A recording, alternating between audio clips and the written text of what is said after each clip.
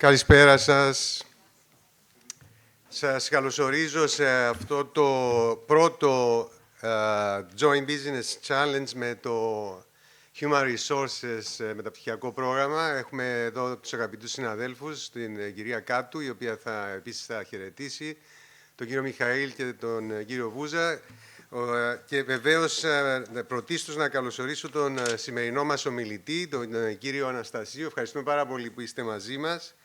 Ο κύριος Αναστασίου διοικεί την AA and Partners, φαντάζομαι έτσι το λέμε, η οποία παρέχει εκπαιδευτικές και συμβουλευτικές υπηρεσίες σε θέματα ανθρωπίνου δυναμικού. Το θέμα μας σήμερα, αυτή η joint εκδήλωση, προφανώς έχει να κάνει με το αντικείμενο της διοίκησης ανθρωπίνων πόρων και είμαστε πολύ χαρούμενοι που είναι η πρώτη και θα έχουμε κι άλλες. Εννοείται, όπως συνεργαζόμαστε και με τα άλλα μεταπτυχιακά προγράμματα του τμήματός μας. Ο κύριος Αναστασίου έχει πάρει μέρος σε πολλά εκπαιδευτικά, ερευνητικά, μελετητικά και συμβουλευτικά έργα και περισσότερες λεπτομέρειες για την πορεία του θα μας πει και η κυρία Κάτου στη συνέχεια. Εγώ απλά δεν έχω καμία διάθεση ούτε να μακρηγορήσω ούτε να καταχραστώ του χρόνου. Θα σας καλωσορίσω σε αυτό το πρώτο join με το HR. Θα μπορούσα βέβαια να πω ένα τρέιλερ για το επόμενο που έρχεται όπως κάνω κάθε φορά, αλλά δεν θα το κάνω αυτή τη φορά. Θα καλέσω την αγαπητή Αναστασία στο βήμα να χαιρετήσει και να δώσει μετά το λόγο και στον ομιλητή μας. Πριν το κάνω όμως αυτό, δεν ήταν δυνατόν να κατέβω αμέσως κάτω, θα δείξω, πρέπει να πάρω το... Ίσως έχετε παρατηρήσει όσοι έρχεστε συστηματικά στις εκδηλώσεις μας ότι τελευταία έχουμε εγκαθιδρύσει τη συνήθεια να φτιάχνουμε ένα μικρό... ναι.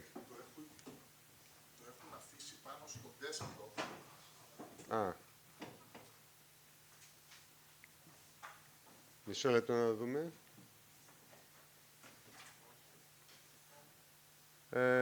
Αυτό. Βλέπετε ο κύριος Αναστασίου εκτός από... μας κάνει και την... ναι, βέβαια. Ναι. Ευδοκία είμαστε, δεν είμαι πάνω το δικό μας. Το είναι. Λοιπόν, πριν από κάτι...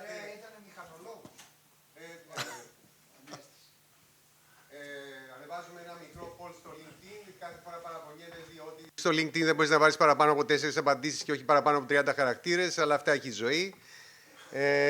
Η ερώτησή μας αυτή τη φορά ήταν ποιος από τους παρακάτω παράγοντες συμβάλλει περισσότερο στη μακροχρόνια επιτυχία ενός οργανισμού. Προσπαθούμε να φτιάχνουμε μια ένα μικρό γκάλωπ το οποίο να έχει σχέση με την ομιλία ώστε να κάνουμε πάσα και στον ομιλητή μας και οι 4 επιλογές που βάλαμε ήταν προσέλκυση, διατήρηση ταλέντων, εμπιστοσύνη και συνεργασία, ανάπτυξη δεξιοτήτων ομάδων και στρατηγική ηγεσία. Είπαμε μέχρι 30 χαρακτήρες, αλλιώς θα ήταν καλύτερες οι ερωτήσεις μας. Τέλος πάντων. Και κοιτάξτε τι ενδιαφέρον αποτέλεσμα πήραμε αυτή τη φορά. Συνήθως σε αυτές τις μικρές δημοσκοπήσεις που κάνουμε υπερέχει σχεδόν πάντα μία σχεδόν προφανής απάντηση. Αυτή τη φορά έχουμε στρατηγική ηγεσία και εμπιστοσύνη και συνεργασία 35% ισοβαθμούν και μετά ακολουθεί η προσέλευση και το να προσελκύσει να διατηρήσει ταλέντα. Εγώ η αλήθεια είναι ότι ψήφισα την προσέλκυση και διατήρηση ταλέντων και η ανάπτυξη δεξιοτήτων ομάδων. Βέβαια και 4 απαντήσεις σε βάζουν σε ένα τέλος πάντων δίλημμα, εν πάση περιπτώσει, διότι είναι και οι 4 πολύ σημαντικές, θα έλεγα, αλλά πρέπει να απαντήσεις σε μία. Οπότε ορίστε το αποτέλεσμα του Gallup και ας δούμε πώς αυτά τα στοιχεία εμφανίζονται και στην σημερινή παρουσίαση. Το λόγο έχει λοιπόν η κυρία Κάτου να χαιρετήσει την εκδήλωση. Ευχαριστούμε πολύ τον ομιλητή μας και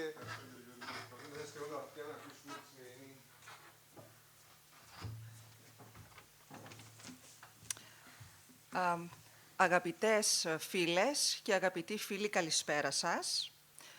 Ακούγοντας ήδη την εισαγωγή της εκδήλωσης, θα ήθελα να σταθώ όχι τόσο στο τι είναι ένα MBA, αλλά στο πώς αυτό αποκτά ουσιαστικό νόημα μέσα στους οργανισμούς. Και το πώς σήμερα περισσότερο από ποτέ περνάει μέσα από τον άνθρωπο. Ως διευθύντρια του προγράμματος στη Διοίκηση Ανθρώπινων Πόρων, βλέπω καθημερινά ότι οι μεγαλύτερες προκλήσεις των οργανισμών δεν είναι τεχνολογικές, είναι ανθρώπινες. Αφορούν το πώς προσελκύουμε, αναπτύσσουμε και διατηρούμε ανθρώπους με νόημα, δέσμευση και προοπτική. Η έννοια με βάση τον άνθρωπο σήμερα δεν είναι απλά ένα σύνθημα. Είναι μια απαιτητική επιλογή διοίκησης. Σημαίνει να σχεδιάζεις πολιτικές και στρατηγικές που δεν βλέπουν τον άνθρωπο ως πόρο, αλλά ως συνεργάτη δημιουργίας αξίας.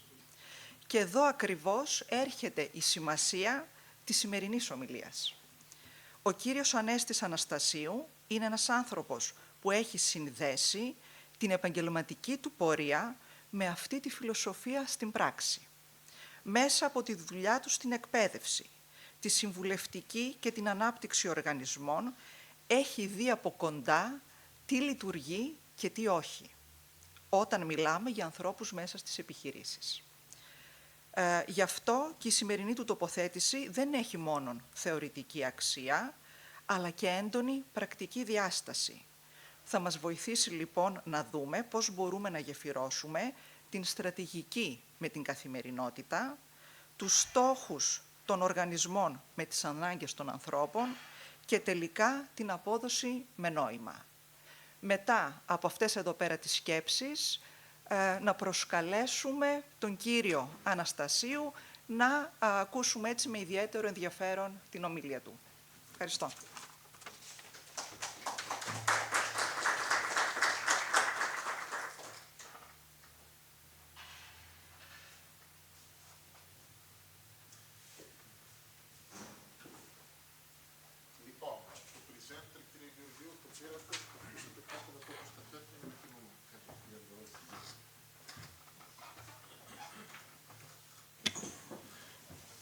Ακούγομαι, το πιάνει το μικρόφωνο.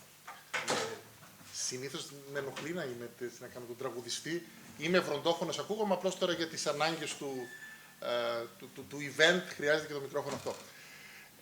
Να ευχαριστήσω πάρα πολύ για την πρόσκληση. Να ξεκινήσω από τον Δημήτριο Μιχαήλ, ο οποίος με θυμήθηκε, με κάλεσε, με τιμά για άλλη μια φορά.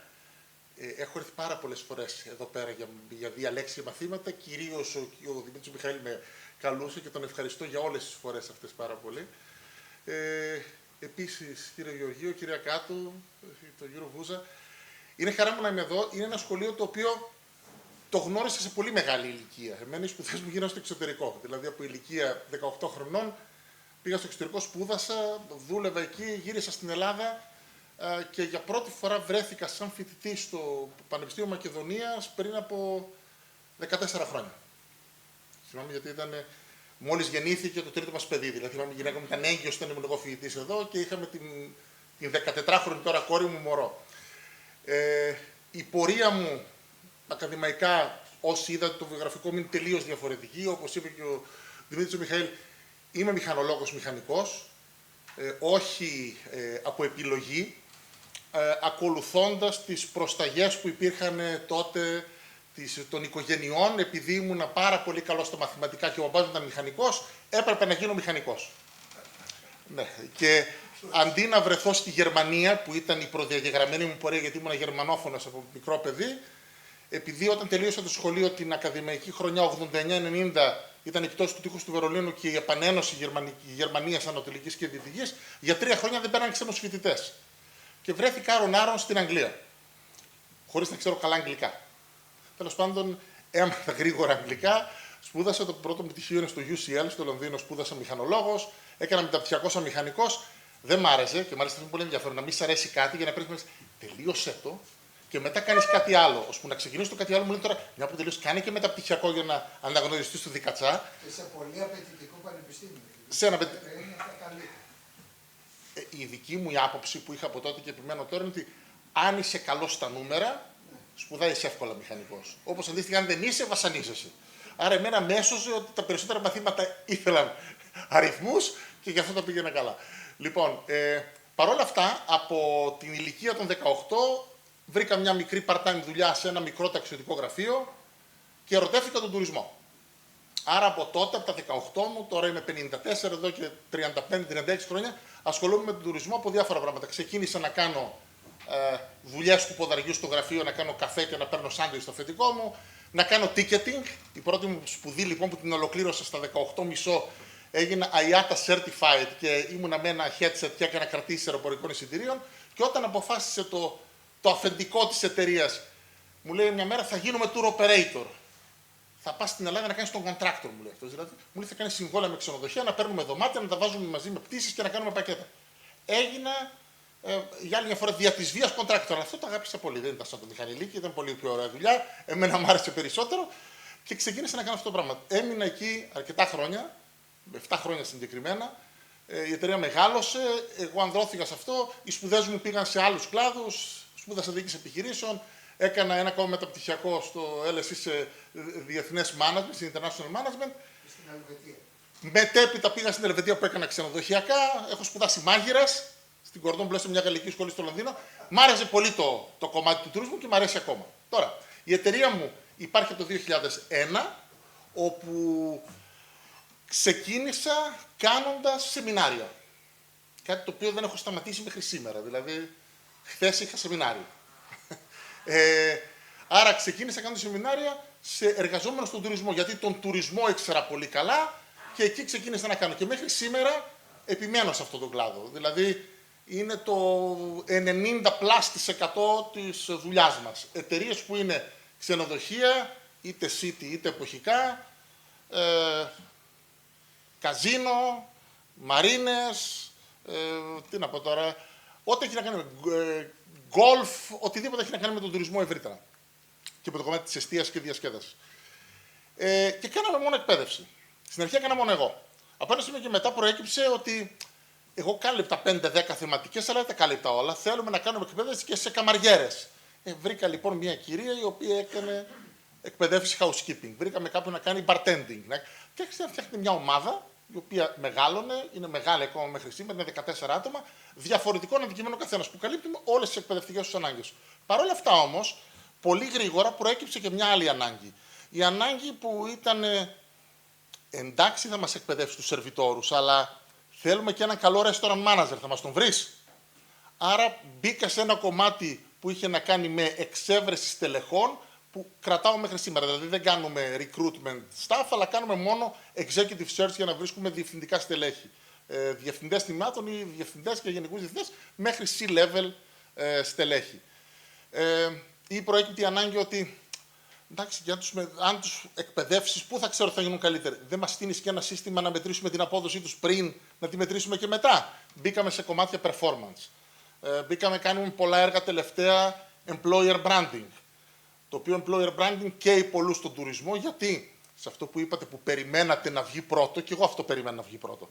Δηλαδή, και γι' αυτό λέω τώρα, δεν είναι τυχαίο, εξαρτάται από ποια σκοπιά το βλέπεις. Δηλαδή, στον τουρισμό, ξεκάθαρα, αν λέγατε πες μας και από ποιο industry είσαι, είμαι σίγουρος ότι ο τουρισμός θα βγάζει πρώτο το ζόρι του στο μεγάλο που έχει να κάνει με την προσέλκυση ταλέντου, με την ανάπτυξη και την διακράτηση του ταλέντου. Το οποίο είναι ένα μεγάλο θέμα σε πολλούς τομείς. Ο τουρισμός έχει μεγάλο θέμα με αυτό. Σε κάθε περίπτωση, λοιπόν, είμαι ένας άνθρωπος ο οποίος ήμουν, ας το πούμε, αυτοδίδακτος στο HR. Το σπούδασα πολύ, με πολύ δική μου μελέτη, με πολύ δική μου ενασχόληση, με πολύ δική μου εκπαίδευση, με μικρότερα ή μεγαλύτερα προγράμματα που έκανα πάνω σε αυτό. Έχω σχετικές πιστοποιήσεις που έχουν να κάνουν με το HR και με αυτό ακριβώς ασχολούμαι ακόμα μέχρι σήμερα και θεωρώ για τα 10 χρόνια που έχω μπροστά μου δεν νομίζω να αλλάξω τομέα, εκεί θα συνεχίσω να είμαι. Λοιπόν, τι ετοίμασα για εσάς σήμερα. Ετοίμασα μια μικρή παρουσίαση με λίγες διαφάνειες, είναι 9 διαφάνειες αν δεν κάνω λάθος, και πάρα πολύ λίγα λόγια στην κάθε διαφάνεια. Άρα θέλω να σταθώ μόνο σε συγκεκριμένα πραγματάκια που νομίζω ότι έχουν αξία. Καταρχάς, όταν μου επικοινώνησε μαζί μου ο Δημήτρης Μιχαήλ και μου πρότεινε, ξέρεις, θα ήθελα, ήταν μια πολύ ενδιαφέρουσα, ήταν τιμητική πρόταση, αλλά ήταν λίγο σπαζοκεφαλή. Τι μπορώ να πω. Και λέω το MBA, εγώ δεν έχω να κάνω με το MBA, έχω να κάνω με τους ανθρώπους. Και γι' αυτό μου ήρθε και το με βάση τον άνθρωπο για να παίξουμε τη λέξη MBA. Είναι δική μου βερζιόν. Αν γίνει κάποια στιγμή διάσημο, θυμηθείτε μου, πείτε μου κάτι να ξέρω να ζητήσω δικαιώματα από κάποιον. Το MBA το έκανα με βάση τον άνθρωπο. Γιατί στην εποχή που ζούμε σήμερα, θεωρώ ότι τα περισσότερα από τα τεχνικά πράγματα που θέλουμε, που μαθαίνουμε σε ένα MBA, επειδή διδάσκω σε MBA εδώ και χρόνια, στον ΑΒ βαθμό τα έχουμε πιο εύκολα. Έχουμε εργαλεία που μας βοηθούν πολύ πιο γρήγορα να πάρουμε την πληροφορία. Τα πράγματα που έχουν να κάνουν με τον άνθρωπο εξακολουθούν, με τα σημερινά δεδομένα, να θέλουν άνθρωπο να ασχοληθεί με τον άνθρωπο. Δηλαδή, η βοήθεια που παίρνουμε από τα εργαλεία της τεχνολογίας, της τεχνητής νοημοσύνης σήμερα είναι πολύ μεγάλη, αλλά κάποια πράγματα που φτάνουμε στον άνθρωπο έχουν να κάνουν μόνο με αυτόν.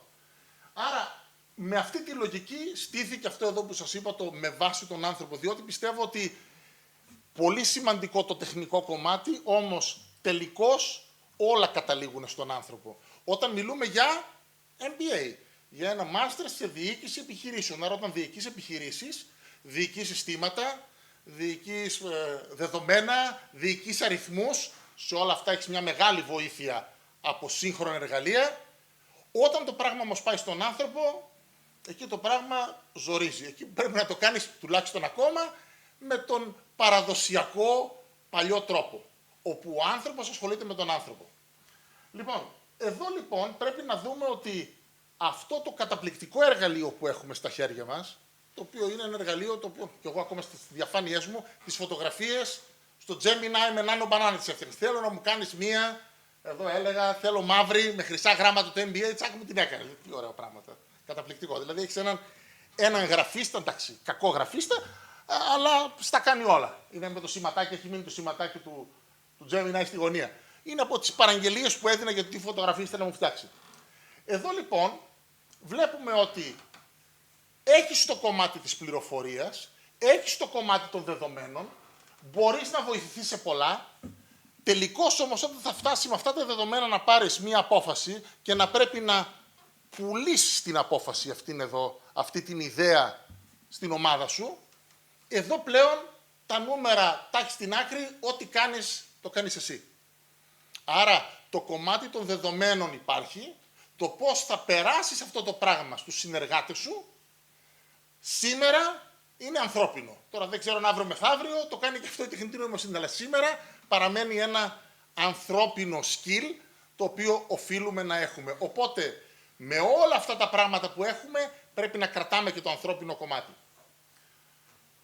Εδώ τώρα έβαλα compound interest, πολύ αγαπημένο μου θέμα και θα πω γιατί το έβαλα, αυτό δεν είναι τυχαίο.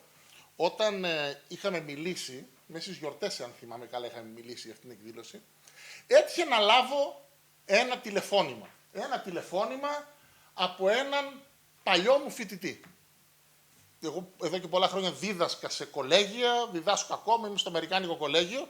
Ήταν μαθητής μου, φοιτητής που είχα, τώρα μιλάμε το 2001, πριν από 25 χρόνια.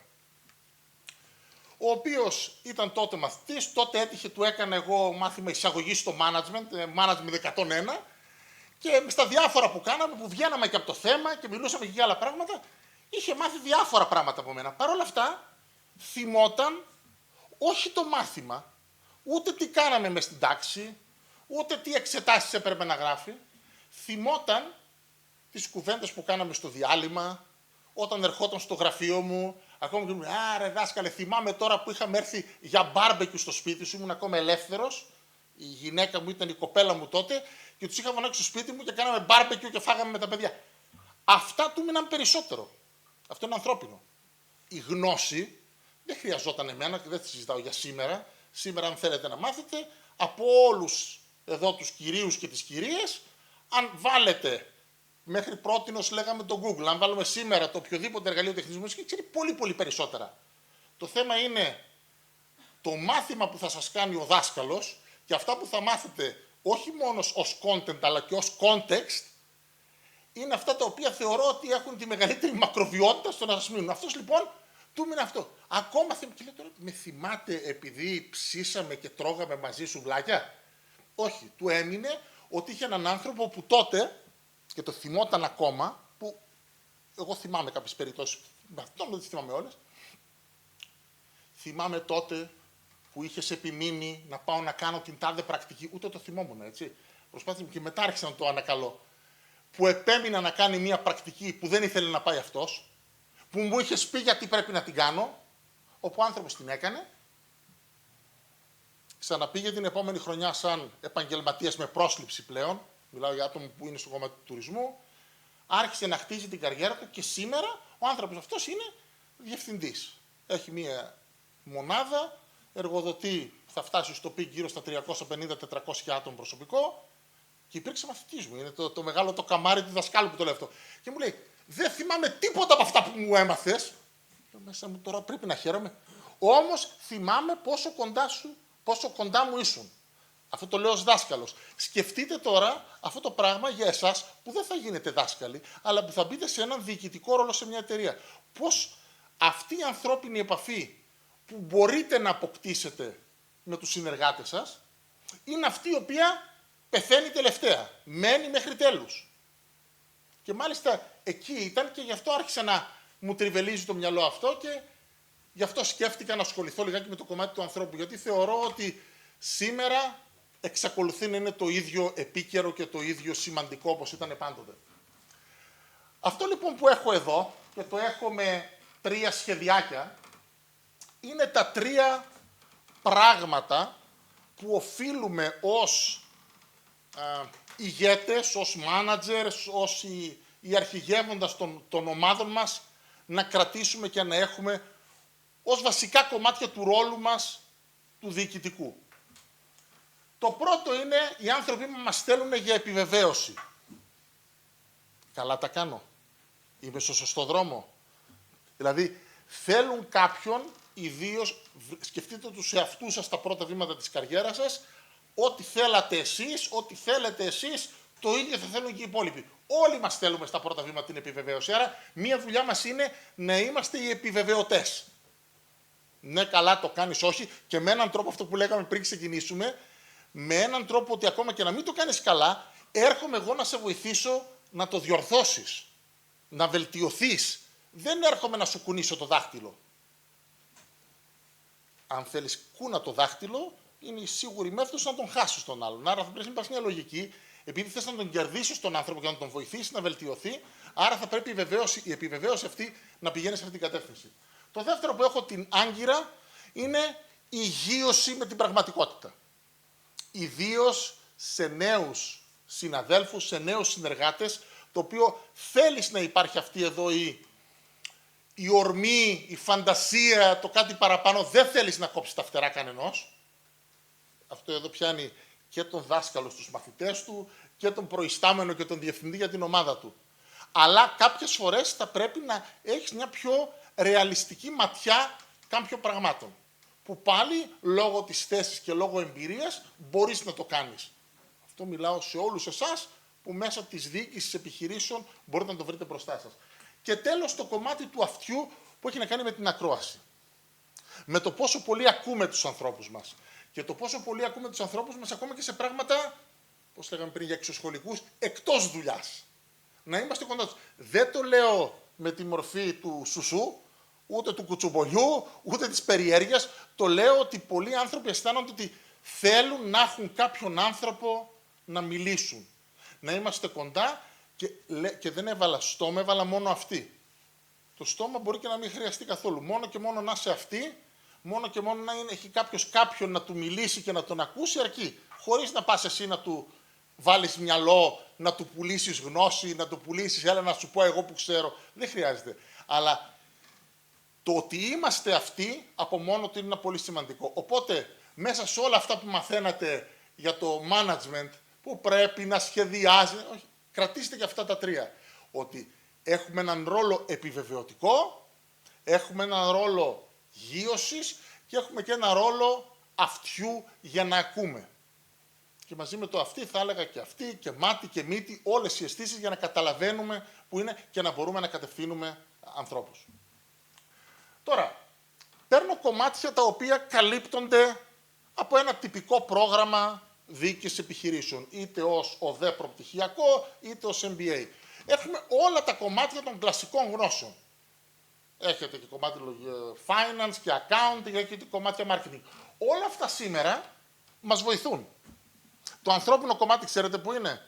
Όταν δω εγώ με τα δεδομένα ότι το marketing budget που μου ζήτησε η ομάδα δεν βγαίνει να το δώσω, είναι πρέπει να δω πώς θα το πω, πώς θα το πουλήσω και τι δυνατότητες εναλλακτικές θα δώσω. Αν πάω μόνο με τα νούμερα, δεν βγαίνει. Περίμενες να πάρεις 18.000, θα πάρεις 4. Σου πω, τι 4. Εγώ έκανα σχέδιο, υπολόγιζα 18 και έκανα σχέδιο για 25. Θα μου δώσεις και κάτι παραπάνω. 4, ξέχασέ το. Αυτό το πράγμα θέλει μια ανθρώπινη προσέγγιση για να το περάσεις. Το βλέπει κανείς σε οργανισμούς και είχα μια εμπειρία, ήμουν την προηγούμενη, έλειπα όλες τις προηγούμενες μέρες, ήμουνα Ρόδο και Κάρπαθο. Χθες το βράδυ γύρισα από την Κάρπαθο. Λοιπόν, η πλάκα είναι ότι με μια εταιρεία, έχει 4 ξενοδοχεία στην Ρόδο, μιλούσαν και μου έλεγαν ότι ο οικονομικός διευθυντής της εταιρείας των 4 ξενοδοχείων, ο οποίος είναι αυτός που έχει τα λεφτά, κάνει κουμάντο, έτσι, είναι αυτή η νοοτροπία, όταν τους ζητούν κάτι, εντός ή εκτός του budget, αυτό στέλνει μία απάντηση, η οποία είναι ή ένα χεράκι τέτοιο ή ένα χ.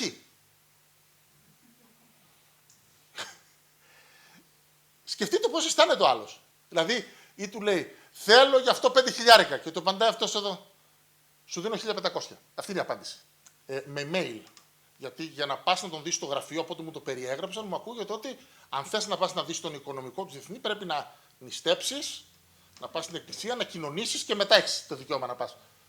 Είναι ένα πράγμα το οποίο του λέω και πώς λειτουργείται, ρε, επειδή οι δύο διευθυντές των ξενοδοχείων, εντάξει, τι να κάνουμε, το έχουμε μάθει, έτσι λειτουργεί πλέον αυτός. Και επειδή αυτός εδώ είναι ένας πανίσχυρος άνθρωπος που είναι το πρωτοπαλίκαρο της εταιρείας, ενώ η εταιρεία είναι πολύ ανθρώπινη εταιρεία, έχεις έναν άνθρωπο ο οποίος για μένα χαλάει αυτή την εικόνα. Για καλή μου τύχη, δεν έχει, ίσως πραγματική τύχη, δεν έτυχε να τον έχω πουθενά σε καμιά εκπαίδευση και σε ένα πρόγραμμα που κάνουμε mentoring and coaching και κάποια στελέχη τους, είναι όλα τα διοικητικά στελέχη, αυτό δεν τον είχαμε ποτέ. Καταλαβαίνω γιατί δεν τον είχαμε ποτέ, αλλά έχει ενδιαφέρον. Δηλαδή, ακούγεται και μάλιστα ο Δημήτρης, ο συνεργάτης μου που είναι μαζί μου, λέει: ρε, εσύ πολύ θα γούσταρα να τον γνωρίσω αυτόν. Δεν ξέρω. Και εγώ θα ήθελα, αλλά για λίγο και να μην είμαι υποχρεωμένος να δουλέψω μαζί του. Γιατί ο άνθρωπος αυτός για μένα υπολείπεται αυτών των ανθρώπινων ικανοτήτων στο να περνάει πράγματα. Έχει 1000 δίκαια. Εγώ δεν κρίνω αν πρέπει ή όχι να εγκρίνει μία δαπάνη. Εμένα με σοκάρει λιγάκι το γεγονός αυτής της επικοινωνίας. Και τώρα μεταξύ μας, οι δύο οι διευθυντές των 2 ξενοδοχείων, ο ένας είναι 1 χρόνο μεγαλύτερός μου και ο άλλος είναι 1 χρόνο μικρότερός μου. Το 71 και το 73 είναι 50 κάτι. Σε αυτούς τους ανθρώπους, τέτοιες προσεγγίσεις περνάνε. Γιατί το έχουμε μάθει. Στις νέες γενιές, τέτοιες προσεγγίσεις δεν έχουν ιδιαίτερα τύχη. Και εδώ κολλάει, τώρα μπαίνω σε άλλο κομμάτι που έχει να κάνει με το HR, στο πρόβλημα που έχουμε στο να βρεθεί κόσμος να δουλέψει στον τουρισμό ή στο πρόβλημα που έχουμε στο να κρατήσουμε τον κόσμο που έχουμε, με τέτοιες προσεγγίσεις είναι λίγο ανθρωποδιοκτικές και δεν μπορούν να κρατήσουν εύκολα ανθρώπους. Και μάλιστα όταν του κουβέντιας μαζί λέω, η ομάδα του τι είναι, έχει μαζί του μια ομάδα 6 ατόμων, από τα οποία τα 4 άτομα είναι μαζί του 20 χρόνια, δεν ξέρω πόσα είναι, και τα άλλα 2 είναι πιο νέοι. Λέω αυτοί εναλλάσσονται συνέχεια. Άρα είναι άτομα τα οποία έρχονται, κάθονται μαζί του ότι είναι πολύ καλό στη δουλειά του. Πολύ καλό στη δουλειά του, εγώ θα επιμείνω στο τεχνικό κομμάτι της δουλειάς του. Όμως είναι ένας πολύ δύσκολος άνθρωπος για συνεργασία. Οπότε εδώ βλέπουμε ότι η τεχνική επάρκεια στο κομμάτι της δουλειάς είναι το ένα κομμάτι, αλλά από ό,τι φαίνεται δεν αρκεί. Τώρα θα μου πείτε, μα πώς έφτασε στη θέση που έφτασε. Έφτασε στη θέση που έφτασε γιατί έφτασε εκεί σε μια προηγούμενη εποχή που μόνο με μια πολύ καλή τεχνική επάρκεια μπορούσες να φτάσεις. Σήμερα οι ανθρώπινες ικανότητες, οι διαπροσωπικές, η επικοινωνία, είναι κομμάτι το οποίο είναι εξίσου και λόγω τεχνητής νοημοσύνης θα πω και πιο σημαντικές από ό,τι πριν. Το τεχνικό κομμάτι το έχεις. Δηλαδή, δεν ξέρω πόσο πολύ πειραματίζεστε το να βάλεις οικονομικά στοιχεία. Να βάλεις ένα P&L, ένα balance sheet, ένα cash flow forecast μιας εταιρείας στο σύστημα και να του πεις πες μου για την εταιρεία και τι πρέπει να κάνει, θα σου πει τα πάντα. Πολύ περισσότερο, δηλαδή ο οικονομικός decision makers πρέπει να ξύνει το κεφάλι του να κατεβάζει ιδέες. Εδώ σε χρόνο 0 σου το βγάζει. Το θέμα είναι στο εκτελεστικό κομμάτι που εμπλέκει ανθρώπους, γιατί οι οργανισμοί αυτοί που έχουν πολλούς ανθρώπους, εμπλέκει ανθρώπους, πρέπει να γίνουν με έναν άλλον τρόπο. Ή να πω το άλλο το δεδομένο. Αν τα δεδομένα σου λένε ότι ξέρεις, πρέπει κάποια άτομα να σταματήσουν από τη δουλειά. Κάποια άτομα πρέπει να μετακινηθούν σε ένα άλλο πόστο. Τι κάνεις γι' αυτό? Άρα εδώ επιμένω για τις ανθρώπινες ικανότητες και την ένταξη αυτής της πιο ανθρωποκεντρικής, όπως υπόθηκε νωρίτερα, προσέγγισης στη διοίκηση. Αντίστοιχα, ό,τι συστήματα έχουμε για τις λειτουργίες μας.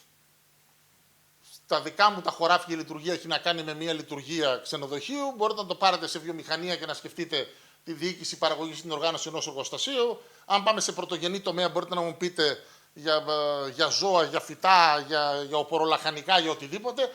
Παντού η λειτουργία είναι λειτουργία. Το θέμα είναι πώς πηγαίνει στο κομμάτι του ανθρώπου. Για μένα λοιπόν αυτή είναι μια μεγάλη ερώτηση. Δεν είναι δικό μου, το είπε ένας φίλος μου, λέει, ξέρεις το μεγάλο ερώτημα. 20 χρόνια από τώρα, από αυτούς που είναι κοντά σου σήμερα, όχι επειδή είναι φίλοι σου ή συγγενείς σου, που είναι μαζί σου γιατί έχεις μια επαγγελματική σχέση. Πόσοι από αυτούς θα είναι κοντά σου μετά από 20 χρόνια? 20 χρόνια, προσοχή, όχι που θα συνεχίσω για 20 χρόνια να συνεργάζομαι μαζί τους, και αναγκαστικά θα το έχεις. Δηλαδή, έχω πελάτες μου από το 2001 που ξεκίνησε η εταιρεία μου που συνεργαζόμαστε ακόμα. Αυτή εδώ δεν είναι επιλογή. Αυτή παντρεύτηκε ένας τον άλλον και πορευόμαστε μαζί επαγγελματικά. Με κάποιον που συνεργάστηκες πριν από 15 χρόνια, 20 χρόνια, τι θα μείνει σε αυτή τη σχέση 20 χρόνια μετά? Εγώ που είμαι πιο παραδοσιακός θα πω ποιος θα σε πάρει τηλέφωνο. Έχει ενδιαφέρον. Έχει ενδιαφέρον γιατί δείχνει αυτό το πράγμα. Ξαναλέω, εγώ το βλέπω από την πλευρά του δασκάλου περισσότερο, γιατί από πλευρά διοίκησης διοικώ μια μικρή ομάδα. Η εταιρεία μου είναι 5,5 άτομα. Έχω 5 full και ένα part. Αυτή είναι η εταιρεία μου. Είναι ένας κολοσσός 5,5 ατόμων. Άρα δεν μπορώ να το πω διοικητικά λόγω μεγάλης ομάδας, αλλά μπορούμε να το δούμε αυτό εδώ σε επίπεδο του οποιοδήποτε ανθρώπου που έρχεται σε επαφή μαζί μας χρόνια μετά. Ξαναλέω, μην το υπολογίζετε με προσωπικές σχέσεις και με κοινωνικές σχέσεις, πάρτε μόνο το κομμάτι το επαγγελματικό.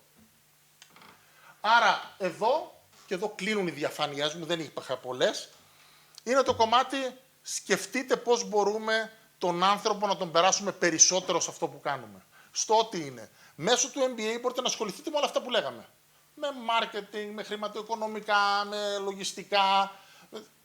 Ό,τι και να είναι, ο ανθρώπινος παράγοντας ήταν και παραμένει η ουσία. Παραμένει ο κορμός. Και σε αυτό το πράγμα πρέπει να το έχουμε κατά νου.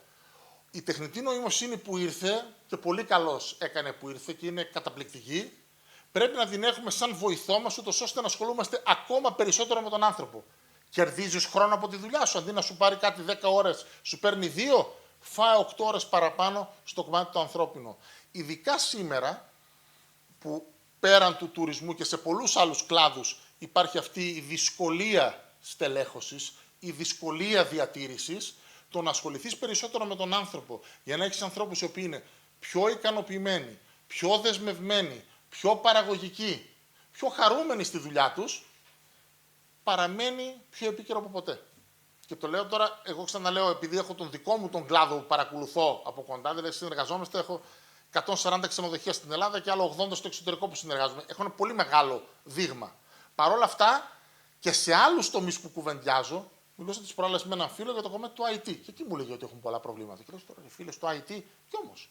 Παρόλο που το IT αλλάζει άρδιν, που βλέπεις ας πούμε ότι το developing αρχίζει και γίνεται πλέον με την τεχνητή νοημοσύνη, δηλαδή μια μεγάλη τέχνη και ένα αντικείμενο ενασχόληση και σπουδής πολλών ανθρώπων για χρόνια, αλλάζει γρήγορα χέρια. Θεωρώ ότι το κομμάτι του ανθρώπου και το κομμάτι των ανθρωπίνων πόρων θα είναι από τα πιο, πώς θα τα πούμε τώρα, bulletproof στην εποχή της τεχνητής νοημοσύνης. Τουλάχιστον με τα δεδομένα που έχουμε σήμερα. Σε όλα τα άλλα κομμάτια βλέπουμε τεχνητή νοημοσύνη η οποία έρχεται με φόρα και αλλάζει τη δουλειά. Στο κομμάτι των ανθρωπίνων σχέσεων δεν μπορώ να φανταστώ εγώ να αλλάζουν πολύ τα πράγματα. Ξαναλέω, ακόμα. Επιμένω αυτό εδώ for now. Δηλαδή δεν βλέπουμε καμιά τεράστια διαφορά. Άρα σε ό,τι κάνετε, σε όποιον κλάδο κι αν είστε ή πρόκειται να είστε, θεωρώ ότι η προτεραιότητα πρέπει να παραμένει πάντα ο άνθρωπος. Καλά τα δεδομένα, καλά τα συστήματα, με βοήθεια τεχνητής νοημοσύνης ή άλλων τεχνολογιών ή όχι, αλλά το επίκεντρο στον άνθρωπο πρέπει να παραμένει. Αυτά από εμένα. Στη διάθεσή σας για ερωτήσεις. Μπορώ να κάτσω όσο θέλετε. Δεν έχω τίποτα να κάνω, άρα όσο με θέλετε κάθομαι.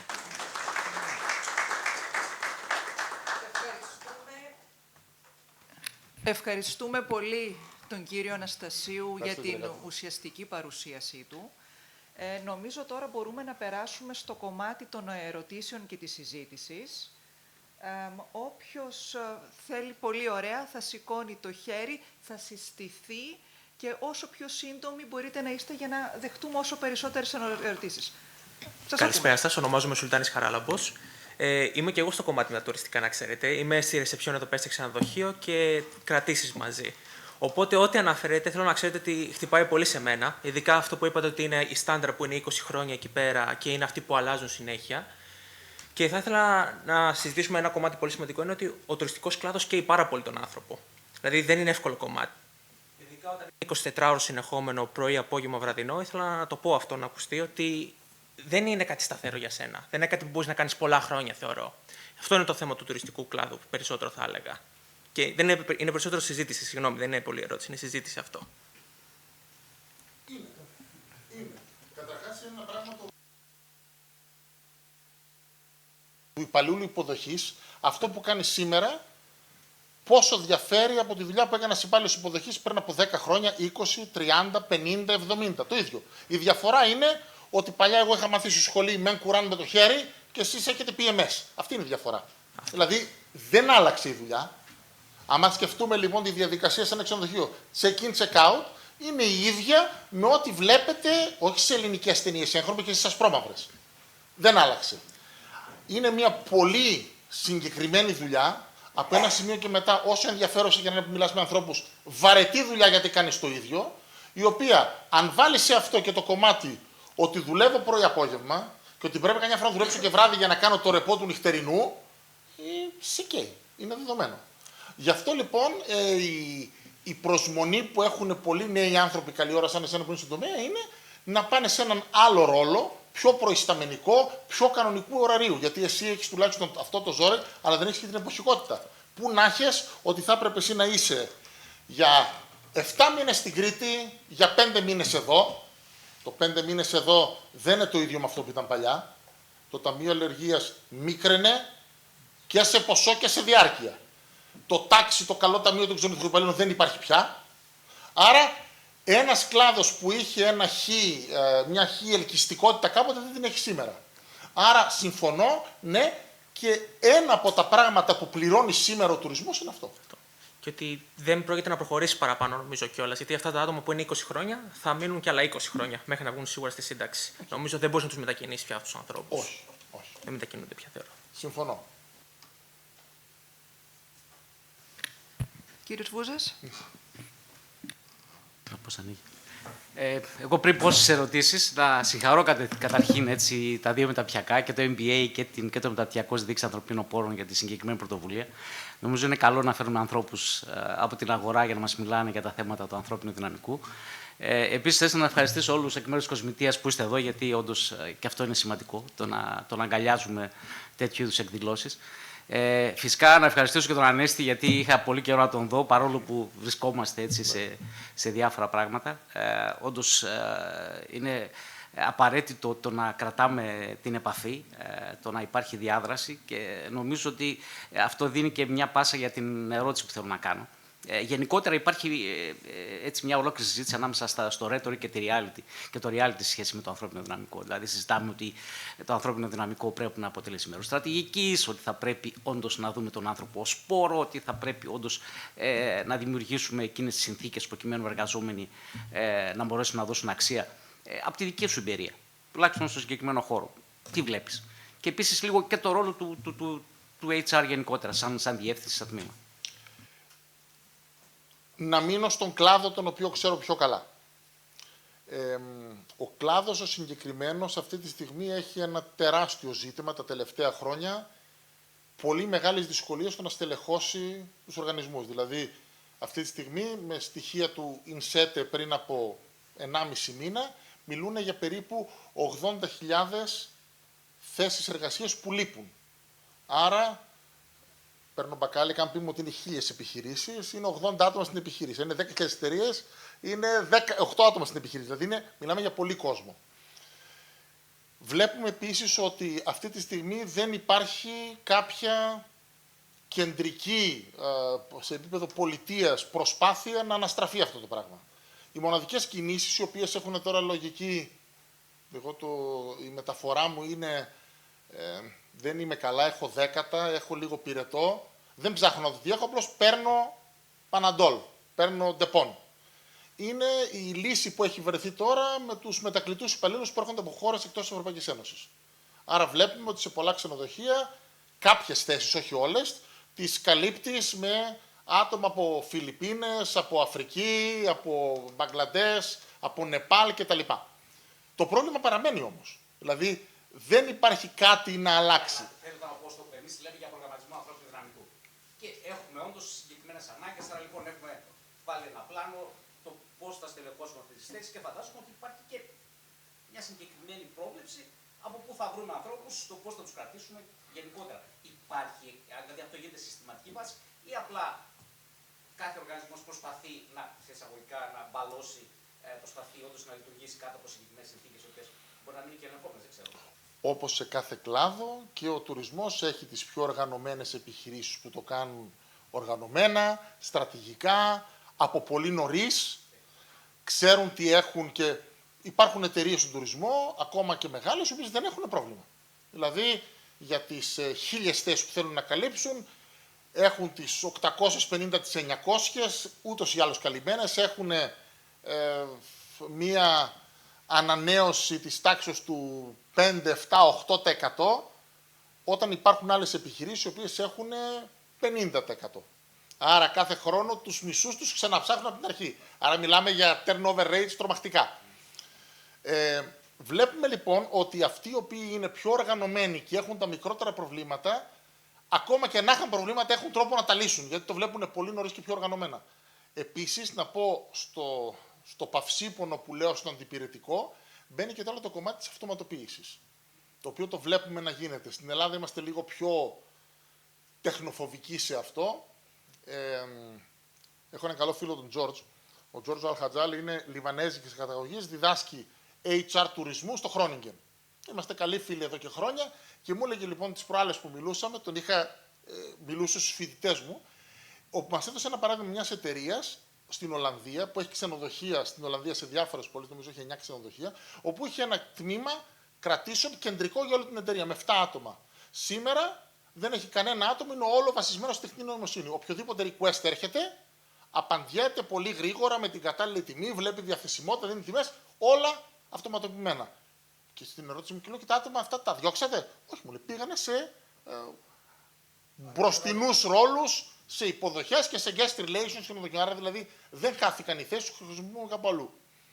Στην Ελλάδα δεν έχουμε ακόμα τέτοια πράγματα. Δηλαδή, ακόμα και το κομμάτι του χαράλαμπη δουλειά, του check-in του ηλεκτρονικού, είναι ελάχιστες εταιρείες που το έχουν. Οπότε, σήμερα δεν έχουν γίνει κάποιες μεγάλες προσπάθειες, εκτός κάποιων συγκεκριμένων μεγάλων εταιριών που μπορώ να κατονομάσω, αν θέλουμε, συγκεκριμένα cases, αυτοματοποίησης που θα κέρδισε κάποια άτομα. Οπότε μένει το κομμάτι σωστής οργάνωσης αρκετό καιρό πριν, πράγματα που κάνεις για τους εργαζόμενους σου, και εδώ βάζω το κομμάτι της εκπαίδευσης, των ωφελημάτων και παροχών που έχουν οι εργαζόμενοι κτλ. Όπου από ένα σημείο και μετά λες τώρα, καταλαβαίνω ρε παιδί μου γιατί εκεί μένουν και εκεί δεν μένουν. Πράγματα που έχουν να κάνουν με τις δυνατότητες εξέλιξης των ανθρώπων σε μια μεγάλη εταιρεία είναι ατελείωτες. Δηλαδή, σκέφτομαι τώρα συγκεκριμένες εταιρείες στο μυαλό μου που τις ξέρω καλά. Κάποιος που είναι καλός μπορεί να εξελίσσεται ακόμα και σε επίπεδο κάθε χρόνο. Είχα μια φοιτήτρια δικιά μου, η οποία πριν από κάποια χρόνια μου είχε πει: Ξέρετε, κύριε Ανασίου, θα πάω να δουλέψω εκεί πρακτική. Τη λέω: Ρε κακομοίρα, πού θα πας? Θα τα βγάλεις πέρα? Ένα πολύ καλό κοριτσάκι κτλ. Σκύλος μαύρος. Αυτή τη στιγμή τώρα είναι έκτη της χρονιά, έχει πλέον τώρα διευθυντική θέση. Πήγε σαν μαθήτρια, έγινε κανονική υπάλληλος, έγινε shift leader. Κάθε χρόνο, σχεδόν με εξαίρεση μία χρονιά, κάθε χρόνο ανέβαινε. Αλλά αυτό μόνο στην μεγάλη και οργανωμένη εταιρεία το έχεις. Στη μικρή εταιρεία που είναι το Ανέστης Hotel, που είμαι εγώ, σαν το Fawlty Towers, το θυμάσαι το Fawlty Towers, που είναι ο ξενοδόχος με τη γυναίκα του και το γιο τους και με έναν υπάλληλο, εκεί δεν το έχεις. Άρα η μεγάλη και οργανωμένη επιχείρηση δίνει και αυτό. Κάτι το οποίο επίσης από το νέο εργαζόμενο είναι ζητούμενο.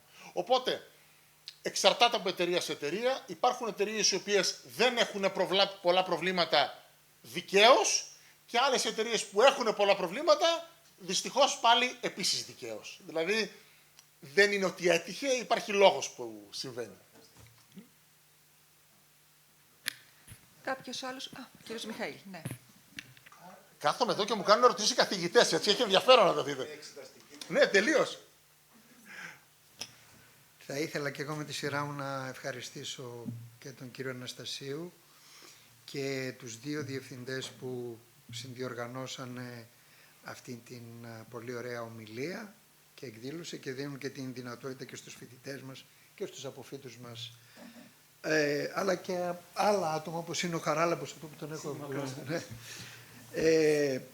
άνθρωποι, νέοι άνθρωποι, βλέπετε είναι σχεδόν όλοι πολύ νέοι άνθρωποι που ενδιαφέρονται για αυτά τα θέματα. Θέλω να γνωρίζω τον Ανέστη εδώ και 20 χρόνια και τον καλούσα σε προπτυχιακό επίπεδο ακόμα. Πριν 20 χρόνια στα μαθήματά μου, γιατί είναι και ταλαντούχος ομιλητής, αλλά μπορεί να μεταφέρει τις εμπειρίες από την αγορά εργασίας μέσα στον χώρο του πανεπιστημίου, στον χώρο της διδασκαλίας και έχουμε συνεργαστεί και σε πολλά άλλα επίπεδα.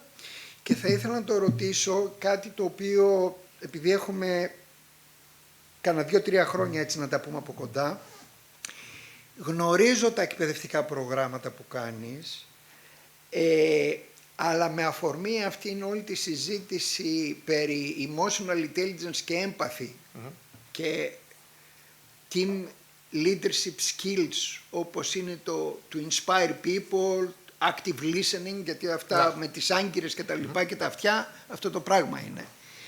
Εάν, η πρώτη ερώτηση είναι, εάν στην πολυδιάστατη έτσι ατζέντα που έχεις σε training προγράμματα, εάν έχεις βάλει και τέτοια εκπαίδευση που αφορά ας πούμε ανάπτυξη στελεχών, όπου είμαι σίγουρος ότι θα βάζεις και τέτοια ζητήματα.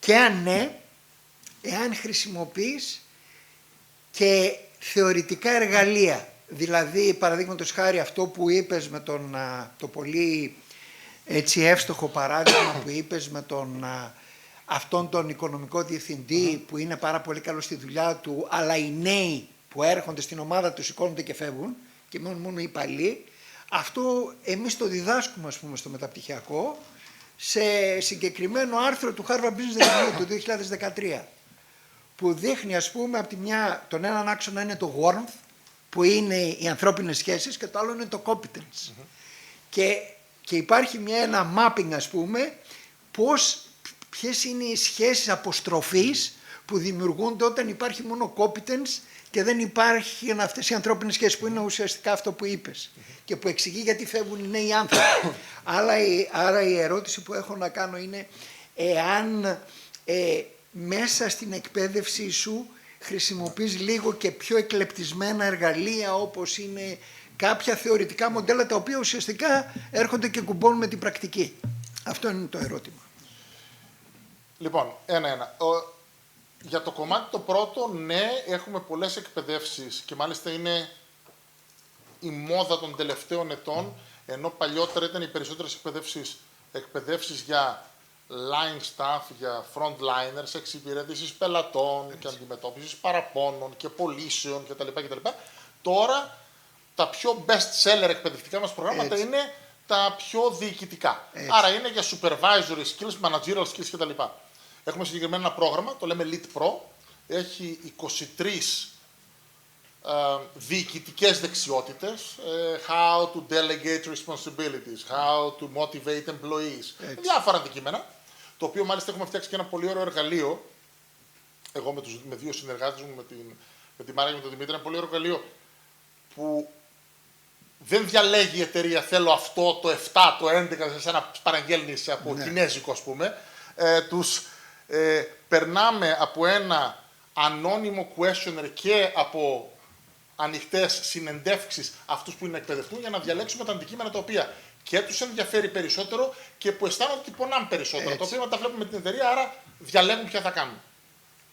Λοιπόν, μέσα εκεί λοιπόν έχουμε αρκετά από αυτά τα οποία αναφέρθηκαν. Δηλαδή, το κομμάτι active listening. Εγώ, ας πούμε, η εκπαίδευση που είχα τώρα την Παρασκευή και το Σάββατο είχε το κομμάτι πώς δίνεις feedback, πώς ακούς τον εργαζόμενο κτλ. Γιατί ήταν ένα από τα θέματα τα οποία τους ζόριζε πολύ. Τώρα για το δεύτερο κομμάτι, ναι, τώρα επειδή δεν είμαι μόνο trainer, είμαι και δάσκαλος, δηλαδή κάνω και μάθημα, εξυπακούεται ότι πατάω πάνω στη θεωρία, θα τους πω πώς λέγεται η θεωρία τους, πώς λέγεται, όχι ότι τους νοιάζει και πολύ, αλλά το θέλουν αυτοί και για έναν λόγο credibility, ότι δεν είναι πράγματα που τα έβγαλα το μυαλό μου, αυτά υπάρχουν κάποτε. Αυτή είναι η ερώτηση. Ακριβώς. Για να δίνεις και credibility σε αυτά που λες. Ναι, Στις κάποιοι συνταγές. το θέλουν. Ναι. Αλλά και για σένα. Ναι, Και κοίταξε, για να είσαι και εσύ σχετικά ασφαλής με αυτά που λες. ούτως ή άλλως. Να μην, ας πούμε, επειδή ένα εγώ δεν recipe, βγάζω ας πούμε, πράγματα. δικό σου. Επειδή δεν βγάζω πράγματα από το μυαλό μου. Έτσι, Βλέπω τα ακριβώς. πράγματα τα οποία εφαρμόζονται. Δηλαδή, εγώ παίρνω μυαλό και παίρνω ιδέες από πράγματα που κάνουν οι μεγάλοι. Έτσι. Δηλαδή, τι κάνει η Marriott, η Hilton, η Έτσι. Intercontinental κτλ. Και μετά προσπαθώ αυτά να τα δώσω σε επίπεδο μιας ελληνικής αλυσίδας ή μιας μονομένης μονάδας. Σίγουρα συνδέεται σε έναν βαθμό με αυτό. Βέβαια, αυτό που καίει περισσότερο είναι πολύ ωραίο. Πες μου πώς να το κάνω. Άρα τους νοιάζει το κομμάτι της εφαρμογής αυτού εδώ. εφαρμογής, λογικό. Άρα θέλουν να ξέρουν τι έχει από πίσω. Α, καλό αυτό. Για πες λοιπόν καμιά ιδέα και πρώτα θα έχουμε να βρούμε τρόπους με ποιον τρόπο μπορείς να το εφαρμόσεις μέσα στο. Σωστά. Τώρα, να πω κάτι εδώ. Επειδή αναφέρθηκες και στο αυτό εδώ που λες του Harvard Business Review του 2013. Ναι, Παρεπιπτόντως, ναι. Ναι, εδώ μπαίνει ένα μεγάλο ζήτημα που το βλέπουμε πολύ συχνά, που έχει να κάνει με ανθρώπους πιο μεγάλους, οι οποίοι όταν ήταν αυτοί οι υπάλληλοι πρώτης γραμμής, διοικήθηκαν από πιο παλιούς μάνατζερ με έναν πιο βάρβαρο τρόπο, Έτσι. αισθάνονται ότι ο τρόπος που πρέπει να διοικήσουν και αυτοί σήμερα είναι ο ίδιος τρόπος. Το οποίο έχει ένα θέμα εδώ πέρα, χωρίς να λάβουν υπόψη ότι ιδίως οι νέες γενιές είναι πλέον πολύ διαφορετικές από τις προηγούμενες. Αν αυτά τα δύο πράγματα δεν τα σκεφτείς και πας με τη λογική ότι επειδή μου έκαναν εμένα έτσι θα κάνω και εγώ το ίδιο, μου θυμίζει όταν ήμουν στη σχολή στην ΙΕΑ, όταν έγινα Β έπρεπε να κάνω στους Α ό,τι μου κάνανε οι δικοί μου. Είναι λίγο παλαιολιθική σκέψη. Και ιδίως αν πας να το κάνεις σε νέους εργαζόμενους, σε παιδιά σήμερα 22, 25, 27 χρονών, Το έχασε το παιχνίδι. έχεις 5, θα χάσεις 6, δεν θα χάσεις, δηλαδή είναι δεδομένο. Και ενώ τους το λες, ενώ το βλέπουν, ενώ το παραδέχονται, είναι πολύ δύσκολο να βγάλεις από μέσα τους αυτόν τον παλιό τρόπο. Και εκεί είναι που κάνουμε πολλή δουλειά. Δηλαδή ασχολούμαστε πάρα πολύ με αυτό το κομμάτι που έχει Να αλλάξει κάνει την οτροπία των παλιών. ότι έτσι. ξέρει, μα αυτό δούλευε. Ναι. Πολύ σωστά, δούλευε. Σήμερα δεν δουλεύει. Το δοκίμασε και δεν πιάνει. Γιατί είναι κολόπεδα, είναι τεμπέληδες. Του λέω ρε φίλε, κοιτάξου λίγο στον καθρέφτη. Δεν είναι αυτό. Μάλλον κάτι άλλο είναι. Θέλει άλλον τρόπο πια. Δηλαδή, γιατί πάνε στην κουβέντα και σου λέτε το ότι δεν δουλεύει. Είναι αυτό εδώ που λένε when the master fails, the student is to blame. When the student fails, the master is to blame. Δικό σου πρόβλημα, δεν είναι δικό τους. Άρα πρέπει να αλλάξουν.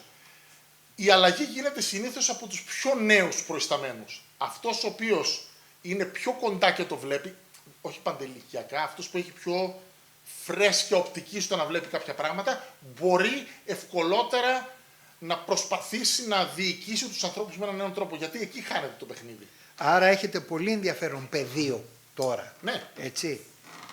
Δύσκολο αυτά βέβαια, και πολύ δύσκολο. γιατί υπάρχει και η άλλη δυσκολία. Το τι θα κάνουμε μαζί στο σεμινάριο θα το μάθεις, θα σ' αρέσει και θα πας να το εφαρμόσεις. Όταν θα πας πίσω λοιπόν και θα έρθει ο διευθυντής ο δικός σου και θα σου πει εσύ τι κάνεις τώρα, είναι ένα πολύ καινούριο πράγμα, το είπαμε με τον Αναστασίο στο σεμινάριο, άστα αυτά, πάμε να το κάνουμε όπως το κάνεις πριν. Αυτά είναι χαζομάρες, είναι μοντέρνα. Έτσι. Αυτό λοιπόν που βλέπουμε είναι ότι πολλές φορές αν καταφέρουμε να εμπλέξουμε, όχι μόνο να κάτσει στην τάξη, αλλά να μπει σε αυτή τη λογική και η ανώτατη διοίκηση, Έτσι. τα πράγματα ξεκουμπώνουν. Έτσι. Έχουμε 2 έργα, το ένα σε μια πολύ μεγάλη εταιρεία, από τις μεγαλύτερες στην Ελλάδα, όπου πλέον η ίδια η διοίκηση έκατσε μαζί μου και σου λέει: παιδιά, θα το κάνω. Εγώ θα το κάνω, θα με πληρώσετε για τα σεμινάρια, μια χαρά θα είναι, θα βγάλω μεροκάματο. Θα το πετάξετε στα σκουπίδια. Πρέπει να καταλάβετε τι κάνουμε και θα πρέπει εδώ να κάνουμε ένα συμβόλαιο, να δώσουμε τα χέρια ότι αυτό εδώ που λέμε, όχι μόνο θα το επιτρέψετε, θα τους βοηθήσετε να το κάνουν. Έτσι. Άρα έπρεπε και εδώ, άλλο ανθρώπινο skill, να το πουλήσω πάρα πολύ στην Την ανώτατη ανώτατη διοίκηση. διοικητική ομάδα. Ναι. Έτσι. Το οποίο, ενώ πρωτογενώς σου λέγει ο άλλος, α, πολύ ωραίο, όταν του λέγεις, ok, ωραίο είναι, άκου όμως τι χρειάζεται αυτό. Όταν του λέγεις τι χρειάζεται, σοκαριζόταν. Δηλαδή του λέγες, χρειάζεται αυτό, αυτό ωραίο ακούγεται, αλλά ρε, εσύ πώς το κάνουμε. Και καθόμασταν, δηλαδή έπρεπε, φάγαμε αρκετό χρόνο με την ανώτατη διοικητική ομάδα, δηλαδή με το C-level της εταιρείας, να τους πείσουμε για αυτό το πράγμα. Δύσκολο. Αλλά από τη στιγμή που το καταφέραμε, και ευτυχώς εδώ καταφέραμε και κερδίσαμε τους 3 από τους 4, πώς να το πω τώρα, opinion leaders, λόγω θέσης και στάτους στην εταιρεία. Ο ένας δεν κερδίθηκε, αλλά κερδίθηκαν οι άλλοι 3. Αυτοί έφεραν την αλλαγή. Άρα αυτοί έγιναν οι πρώτοι μας ambassadors που το πούλησαν. Και βλέπουμε μια τεράστια αλλαγή. Τη βλέπω επειδή με την εταιρεία έχω παρεδώσει συνέχεια και το βλέπω.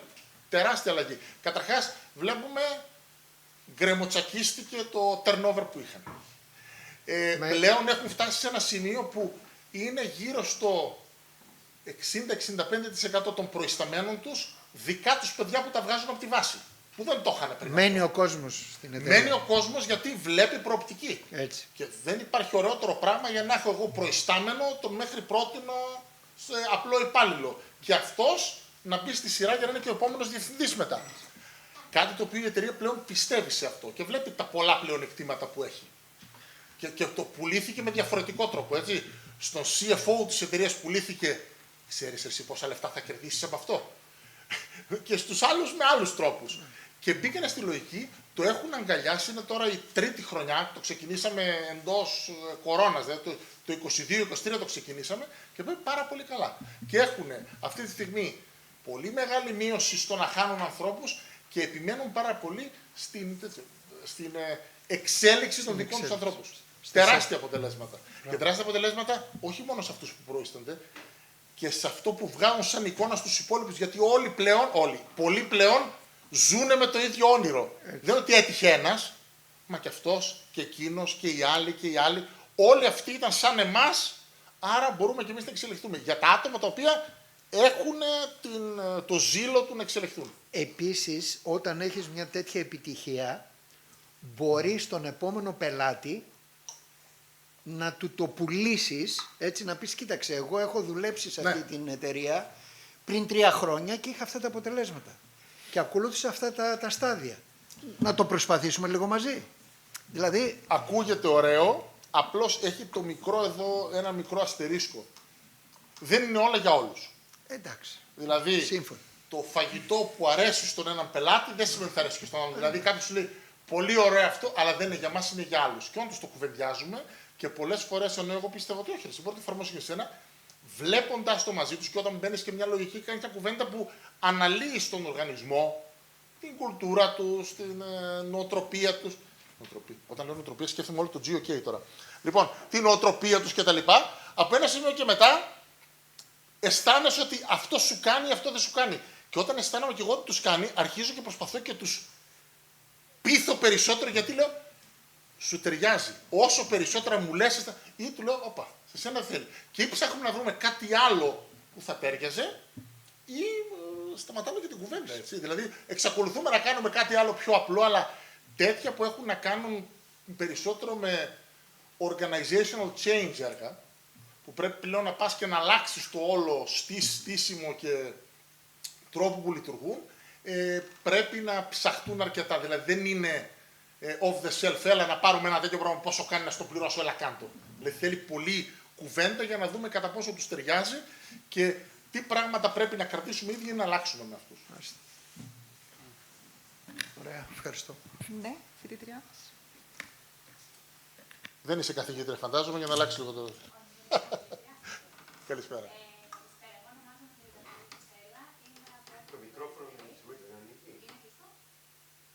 Πρέπει να ανάψει το λαμπάκι, Στέλλα. Ένα κουμπάκι στρογγυλό είναι.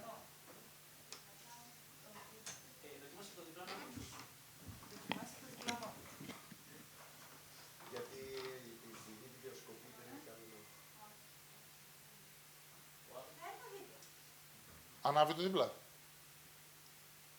Και πες λίγο στον Τσακίδη να μην κάνει μικρόφωνο. Πες το, θα επαναλάβω εγώ την ερώτηση σου, έλα. Είμαι από το MBA, εργάζομαι στον τομέα του ανθρώπινου δυναμικού, στον εκπαιδευτικό, σε ένα ιδιωτικό σχέδιο.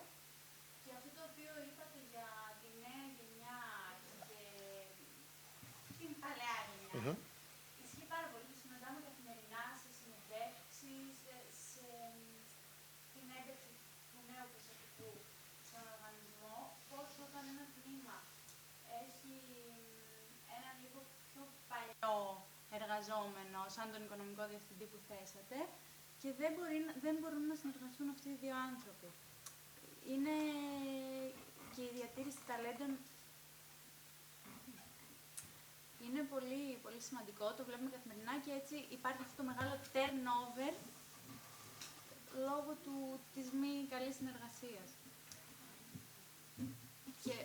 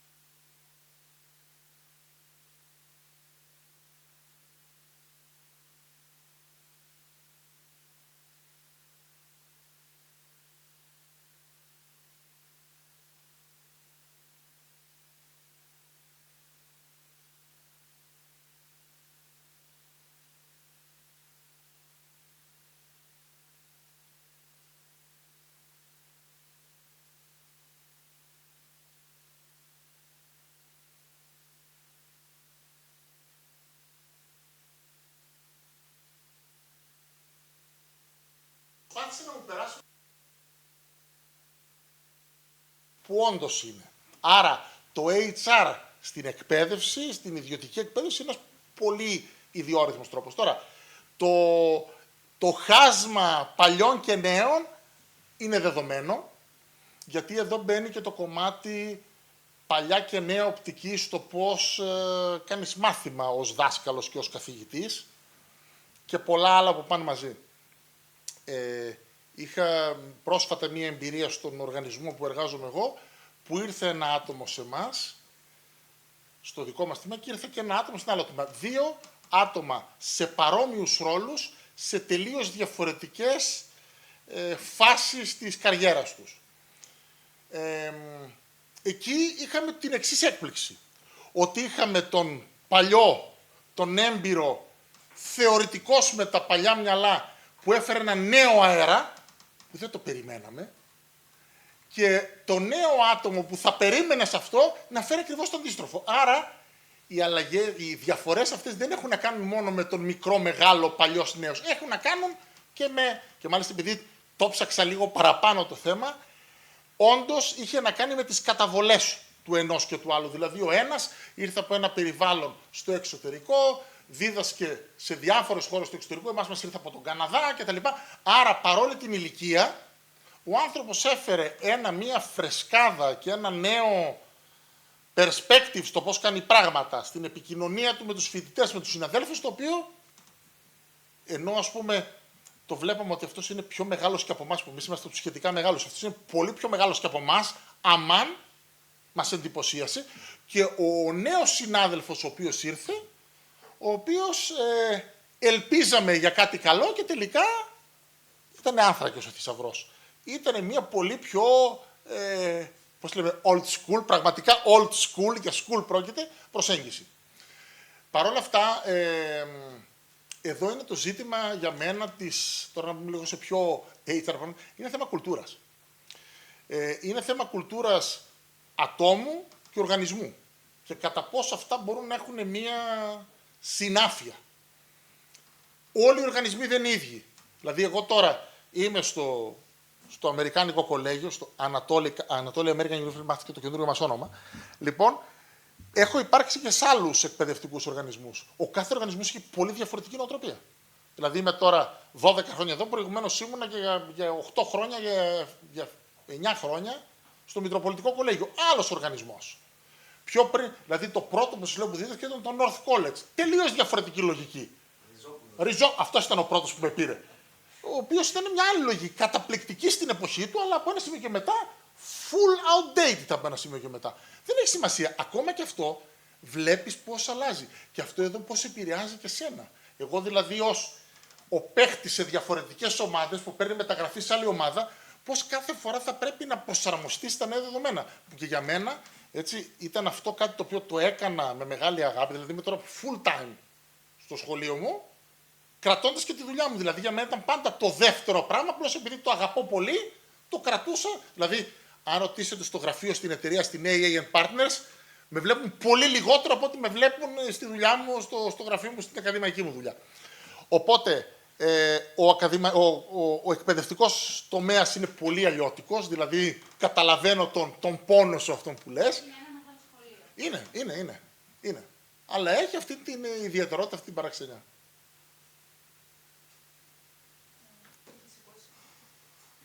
Θα είστε μετά εσείς, ναι. Με λαμπάκες, μια χαρά. Καλησπέρα.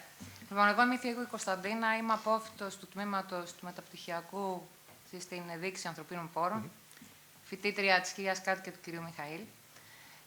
Εργάζομαι χρόνια στον τομέα του ανθρώπινου δυναμικού και είναι μια ευτυχή συγκυρία. Είμαι και υποψήφια διδάκτορας στο Πανεπιστήμιο Αιγαίου, στο τμήμα Διοίκησης και Οικονομίας Τουρισμού. Μάλιστα. Η διδακτορική μου λοιπόν διατριβή είναι οργανωσιακές ελλείψεις του τμήματος ανθρώπινου δυναμικού στον κλάδο του τουρισμού και της φιλοξενίας και πώς επιδράει στον εργαζόμενο, στον πελάτη και στον employee branding. Εγώ θα σας μεταφέρω μια εμπειρία που είχα πέρυσι το καλοκαίρι σε ξενοδοχεία της Χαλκιδικής. Καλούμενη σε συνέντευξη για θέση HR manager. Η μία εταιρεία ήταν μια μικρομεσαία εταιρεία οικογενειακή, που το καλοκαίρι έφτανε τα 180 άτομα. Το δεύτερο το ξενοδοχείο είναι ένα πολύ γνωστό ξενοδοχείο, που φτάνει το καλοκαίρι 380 άτομα. Η νοοτροπία και των δύο οργανισμών ήταν παντελώς άσχετη με διοίκηση ανθρώπινου δυναμικού.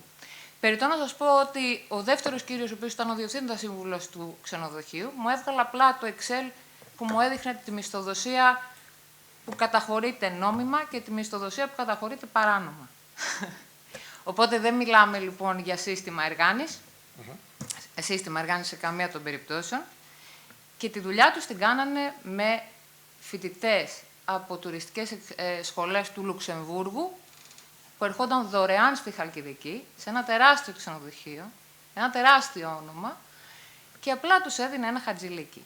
Αυτή μου η εμπειρία, λοιπόν, δεν συζητάω για τις οικονομικές απολαβές ενός HR manager, οι οποίες ήταν πενιχρότατες, όταν σε υποχρεώνουν Απρίλιο με τέλος Οκτωβρίου να βρίσκεσαι εκτός του σπιτιού σου και να είσαι εργαζόμενη 7 ημέρες την εβδομάδα, γιατί δεν μπορείς να φύγεις από το ξενοδοχείο.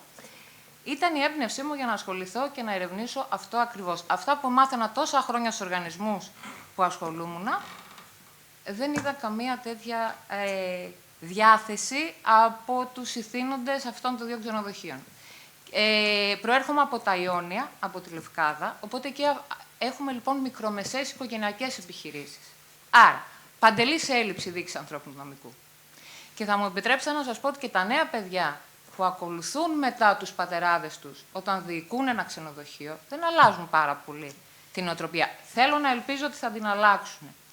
Αυτό που θέλω εγώ να ρωτήσω, γιατί θα είναι και αντικείμενο της έρευνάς μου και πολύ χαίρομαι που κάνετε, αλλά φαντάζομαι ότι είναι κάποιες μεγάλες ξενοδοχειακές μονάδες, μακάρι αυτό να επεκταθεί. Υπάρχουν μετρήσιμα αποτελέσματα στις εκπαιδεύσεις τις οποίες κάνετε και τα ξενοδοχεία αυτά, οι φορείς αυτοί, έχουν KPIs. Δηλαδή, στο HR έχουμε ένα δείκτη, ένα KPI, το οποίο λέει η εκπαίδευση που κάνω στο επόμενο εξάμηνο, τι αποτέλεσμα μου έχει φέρει. Σε ένα ξενοδοχείο που υπάρχει μεγάλη κινητικότητα λοιπόν εργαζομένων, σε ένα ξενοδοχείο που το βολεύει να έχει αυτή την κινητικότητα, γιατί μπορεί ενδεχομένως να μην πληρώνει πολλά, δεν τον ενδιαφέρει να δεθεί με τον εργαζόμενο, γιατί ξέρει ότι είναι εποχικός. Έχετε εσείς στοιχεία που μας δείχνει ότι οι δικές σας εκπαιδεύσεις έχουν αποτέλεσμα? Είπατε στην ερώτηση του κ. Μιχαήλ ότι με χαρά βλέπετε κάποια στοιχεία, αλλά χειροπιαστά στοιχεία, με συγκεκριμένους δείκτες, με surveys μεταξύ των υπαλλήλων και αν του χρόνου θα είναι εκεί οι ίδιοι υπάλληλοι. Δηλαδή, έχω μια μικρή αμφιβολία αν, που είναι πάρα πολύ καλό αυτό και μακάρι, και αφού δαπανούν πόρους, μακάρι να έχει και αποτέλεσμα, αλλά αυτό δεν ξέρω κατά πόσο μπορεί να είναι εφικτό σε όλες τις επιχειρήσεις στην Ελλάδα, που είναι μικρομεσαίες επιχειρήσεις στον τουριστικό κλάδο. Και δεν σας λέω μόνο και για τον τουριστικό κλάδο, σας λέω και για άλλους κλάδους που έχω ασχοληθεί εγώ, που έχω δουλέψει, που όμως θεωρώ ότι είναι λίγο καλύτερα τα πράγματα. Αλλά ο τουριστικός κλάδος νομίζω ότι χωλαίνει πάρα πολύ. Καταρχάς έχει πολύ μεγάλο ενδιαφέρον που μετά από αυτήν την επιβεβαίωση της διαπίστωσης την οποία είχες, αποφάσισες να ασχοληθείς με αυτόν τον κλάδο. Κανονικά θα πρέπει να πεις ότι εγώ κάνω διδακτορικό στο HR σε οτιδήποτε εκτός από τουρισμό. Θα σας πω, γιατί στην έρευνά μου, όταν κατέθεσα την πρότασή μου, μιλάμε όλοι για το πόσο σημαντικό είναι η δείξη ανθρώπινου δυναμικού στον κλάδο της φιλοξενίας. Αλλά είναι πολύ λίγοι αυτοί που έχουν εξετάσει το αντίστροφο. Και επειδή είχα αυτή την εμπειρία πέρσι το καλοκαίρι, γιατί αναζητούσα δουλειά στο HR και ήθελα επειδή σε μεγάλους οργανισμούς έχω δουλέψει, ήθελα να δω λίγο τον κλάδο της φιλοξενίας. Το αποτέλεσμα ήταν απογοητευτικό και αρνήθηκα. Λοιπόν, επειδή είμαστε και μια χώρα που ο τουρισμός μας είναι το νούμερο ένα έσοδο που έχουμε, και επειδή βλέπω ότι οι πιο πολλές επιχειρήσεις είναι επιχειρήσεις οι οποίες είναι οικογενειακές, μικρομεσαίες, οπότε σας είπα τη σύγκριση. 180 άτομα η μικρομεσαία, 380 άτομα ένα τεράστιο και πολύ γνωστό ξενοδοχείο στη Χαλκιδική. Σίγουρα ο τουρισμός δεν είναι ένα καλό παράδειγμα μιας βιομηχανίας, ενός κλάδου που έχει πολύ ανεπτυγμένο το κομμάτι της διοίκησης ανθρώπινου δυναμικού. Θεωρώ ότι αν κάποιος ψάχνει να βρει έναν κλάδο που εφαρμόζονται πιο καλά τα πράγματα τα οποία μαθαίνουμε στο μεταπτυχιακό μας ή διαβάζουμε στα βιβλία ή βρίσκουμε σαν καλές πρακτικές, ο τουρισμός στην Ελλάδα δεν νομίζω να μπορεί να μας το δώσει αυτό. Άρα η διαπίστωσή σου είναι κοντά σε αυτό το οποίο πιστεύω και εγώ. Τώρα, η αλήθεια είναι ότι η δικιά μου εμπειρία έχει να κάνει με εταιρείες οι οποίες είναι από μεσαίες και πάνω. Δηλαδή, ένα ξενοδοχείο με 300, με 350, με 400 άτομα, ναι, είναι μέσα στο target grouping και στις εταιρείες που έχω συνεργασία. Έχω κάποιους λίγους πελάτες που είναι πάρα πολύ μικρές επιχειρήσεις. Δηλαδή, έχω πελάτη με ξενοδοχείο με 24 άτομα. Με 45 άτομα. Έχω και αυτή την εμπειρία. Τώρα, αλλά παρόλα αυτά κυρίως έχω να κάνω με πιο μεγάλους οργανισμούς. Δεν σημαίνει απαραίτητα ότι ο μεγάλος οργανισμός κάνει πιο πολλά κομμάτια στην πράξη για HR σε σχέση με το μικρό. Ότι υπάρχει νοοτροπία. Έλα να σου δείξω, έχουμε το εξελάκι το κανονικό και εδώ φαίνονται τα άσπρα και τα μαύρα για να ξέρεις τι παίρνει ο καθένας. Αυτό ήταν μια κοινή πρακτική πάρα πολλών εταιριών. Σιγά σιγά, επειδή ανέφερε στο κομμάτι το Εργάνη, λιγοστεύει. Δηλαδή, παλιά δεν υπήρχε ξενοδοχοϊπάλληλος από τον απλό υπάλληλο μέχρι τον διευθυντή που δεν είχε συνδυασμό αμοιβών άσπρα και μαύρα. Σήμερα, σε πολλές εταιρείες δεν υπάρχει αυτό, ολονών οι αμοιβές είναι άσπρες. Άρα αυτό εδώ που βλέπεις ήταν η πραγματικότητα σχεδόν όλων παλιά, σήμερα είναι η πραγματικότητα λίγων σήμερα. Και θεωρώ ότι θα λιγοστέψει ακόμα περισσότερο σιγά σιγά. Για πολλούς και διάφορους λόγους. Τώρα, στο κομμάτι ότι όταν μιλούσατε για HR σου έδειξε ένα φύλλο με αμοιβές, στο μυαλό πολλών ανθρώπων η δουλειά του HR δεν έχει ξεφύγει πάρα πολύ από τον άνθρωπο, τον κλασικό, τον προσωπάρχη των παλιών χρόνων που βγάζει μισθοδοσία. Προσλήψεις, απολύσεις, επιθεώρηση εργασίας κτλ. Άντε στο τσακίρ κέφι να κρατήσει και ένα αρχείο εργαζομένων. Ακόμα και η συνέντευξη για να βρεις έναν καινούργιο υπάλληλο γινόταν από τον διευθυντή, γινόταν από τον ξενοδόχο. Άρα ήταν μια τελείως administrative δουλειά. Παρ' όλα αυτά, βλέπουμε πολλές εταιρείες οι οποίες σιγά σιγά, όχι από επιλογή, από ανάγκη και από το ζόρι τους, αρχίζουν και δίνουν μεγαλύτερη σημασία στο HR. Βλέπουν ότι με τον παραδοσιακό τρόπο, με τον παλιό τρόπο που το βλέπαν, που βλέπαν το προσωπικό, που ακόμα και σήμερα αν μιλήσεις με κάποιον παλιό ξενοδόχο θα σου μιλήσει για το κόστος που έχει το προσωπικό, ξεκάθαρα δεν το έβλεπαν σαν επένδυση, σήμερα αναγκάζονται, οι συνθήκες είναι από τα καλά της κατάστασης και μάλιστα θα το πω αυτό από το 11-12, από την οικονομική κρίση και μετά, και μετέπειτα με την πανδημία που ήταν ένα δεύτερο έτσι μεγάλο σοκ, αλλάζουν στο πώς παίρνουν πιο σοβαρά κάποια πράγματα. Ότι έχει εταιρείες που εξακολουθούν να το βλέπουν με έναν άλλον τρόπο, ναι, έχει. Και μεταξύ μας, να το κάνουμε λίγο και το κουτσομπολιό, η Χαλκιδική για μένα δεν είναι ένα πολύ καλό παράδειγμα. Δεν είναι. Έχει, αλλά είναι λίγη. Δηλαδή, σε άλλους προορισμούς θεωρώ ότι αν μιλούσαμε, κάναμε την ίδια κουβέντα με την Κρήτη, η Κρήτη εμένα μου κάνει το 40% του τζίρου μου, έτσι. Την Κρήτη την ξέρω υπερβολικά καλά. Δηλαδή κάνω 15 με 20 ταξίδια το χρόνο στην Κρήτη τα τελευταία 25 χρόνια. Την ξέρω απ' έξω. Είναι πολύ καλύτερη κατάσταση. Στη Ρόδο το ίδιο. Στην Κέρκυρα, τώρα είναι ο προορισμός στα Ιόνια που ξέρω καλύτερα, είναι μια πολύ αλόκοτη κατάσταση λόγω ότι η Κέρκυρα εξακολουθεί να έχει... Ορίστε. Ότι νομίζω ότι παίζει πολύ μεγάλος ρόλος ο τύπος του τουρίστα που πάει σε αυτές τις περιοχές. Σαφώς. Άλλο ο ημερήσιος τουρισμός, άλλο ο τουρίστας που μένει στην Κρήτη για 1-2 εβδομάδες. Εντάξει. Κοίταξε, και στη Χαλκιδική ο τουρίστας και ο Βαλκάνιος, ο οδικός τουρίστας της Χαλκιδικής, θα κάτσει ημέρες, δεν θα κάνει ημερήσια. Τώρα θα έχει κάποιο Σαββατοκύριακο, αλλά κυρίως είναι που μένουν καιρό. Απλώς είναι οδικοί, ενώ οι άλλοι είναι με πτήσεις. Η Κέρκυρα λοιπόν έχει μια άλλη ιδιαιτερότητα, όπου έχει το πιο ισχυρό παλαιού τύπου συνδικαλιστικό κίνημα ξενοδοχειοπαίλων στην Ελλάδα. Ο πρόεδρος των ξενοδοχειοπαίλων στην Κέρκυρα, μια πολύ έτσι, αν έχετε ανθρώπους που δουλεύουν στις ξενοδοχείες στην Κέρκυρα θα σας πούν γι' αυτόν, είναι μια έτσι πολύ έτσι γραφική φιγούρα, ο οποίος εξακολουθεί να λειτουργεί με έναν συντεχνιακό συνδικαλιστικό τρόπο άλλου τύπου. Κάτι το οποίο αναγκάζει τις HR πρακτικές των ξενοδοχείων της Κέρκυρας να χορεύουν σε εκείνο το ρυθμό.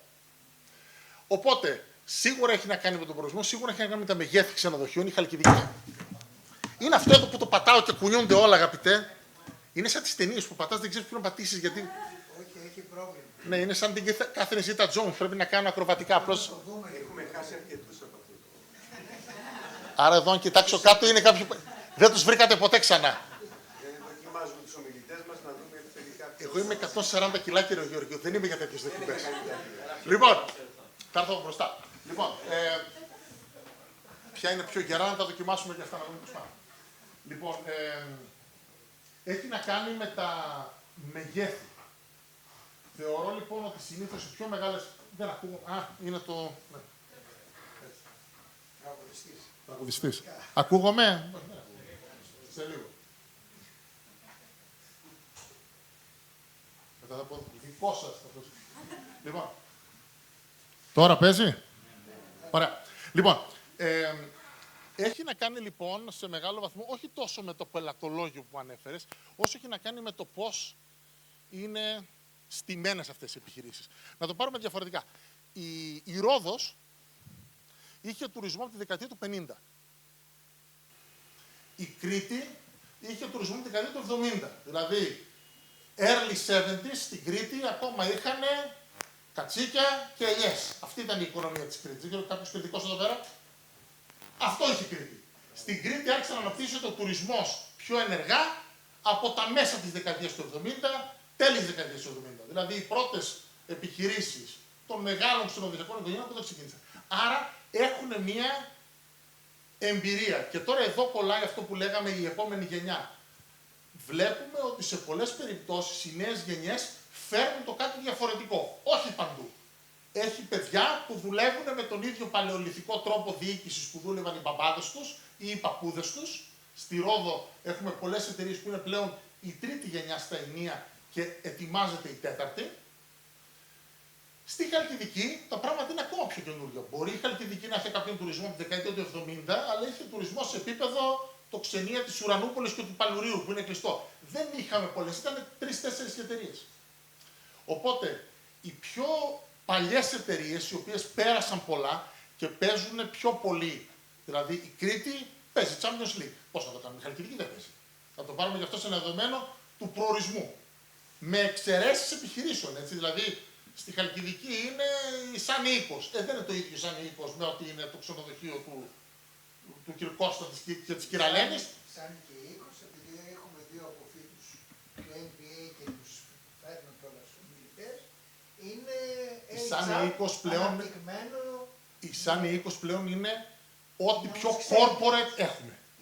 Είναι ξένη εταιρεία. Σαφέστατα. Και η ερώτηση που ήθελα να κάνω σε συνδυασμό με αυτό είναι εάν αυτός ο παράγοντας, δηλαδή της προέλευσης της εταιρείας, είναι επιδραστικός για το αν να είναι στημένο το HR ή όχι. Παιδιά, κάποιες Και εταιρείες τέτοιες. αν αυτό δημιουργεί παράδειγμα για τις ελληνόκτητες εταιρείες. Βλέπουν, ας πούμε, τι κάνει ο Οίκος, ας πούμε, και το Ουσάνι. Πρέπει να το κάνουμε κι εμείς. Ναι.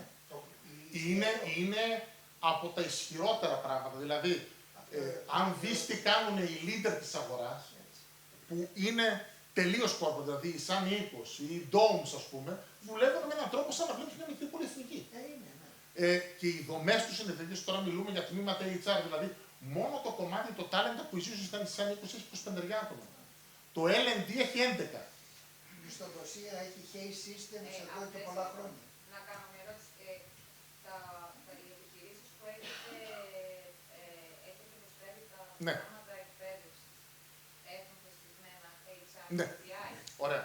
Να έρθω λίγο και πριν φτάσω στο KPI, πάμε πρώτα στην εκπαίδευση. Όσον αφορά την εκπαίδευση, επειδή με ρώτησες, εμείς εφαρμόζουμε σαν σύστημα αξιολόγησης εκπαίδευση το μοντέλο του Kirkpatrick. Με τα 4 επίπεδα και βάζουμε και σαν πέμπτο στους λίγους που θέλουν του Philips σαν return on investment.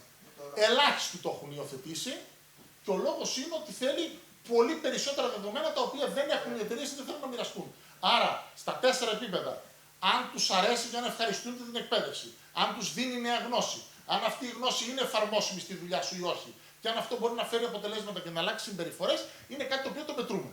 Και οι δύο εταιρείες που έχουμε πολυετή συνεργασία το μετράμε και από χρόνο σε χρόνο.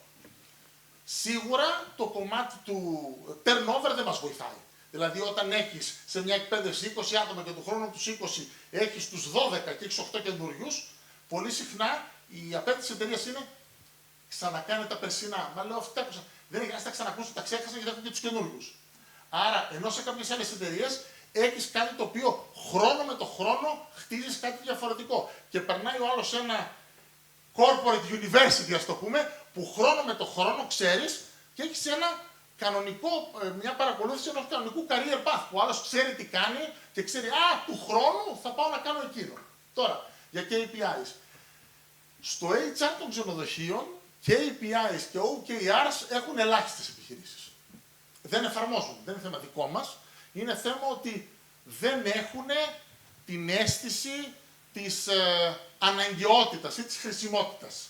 Άρα θα πρέπει να τους πείσεις για αυτό το πράγμα. Ακόμα και να τους αρέσει σαν ιδέα, όταν βλέπουν στην πράξη τι χρειάζεται για αυτό το πράγμα, κάνουν πίσω. Είχα ένα έργο συγκεκριμένα φέτος, με μια εταιρεία που έχει 2 ξενοδοχεία, ένα μεγάλο και ένα μικρό στη Ρόδο, και χτίζουν τώρα δίπλα στο μεγάλο ένα δεύτερο αρκετά μεγάλο και αυτό. Δηλαδή το μεγάλο τώρα είναι 700 δωμάτια, 699 δωμάτια, και το μικρό είναι ένα ξενοδοχείο πόλης, μικρό, 100 δωμάτια, 150, κάτω στεριά. Και χτίζουν τώρα το καινούριο δίπλα που είναι ένα 300 δωμάτια.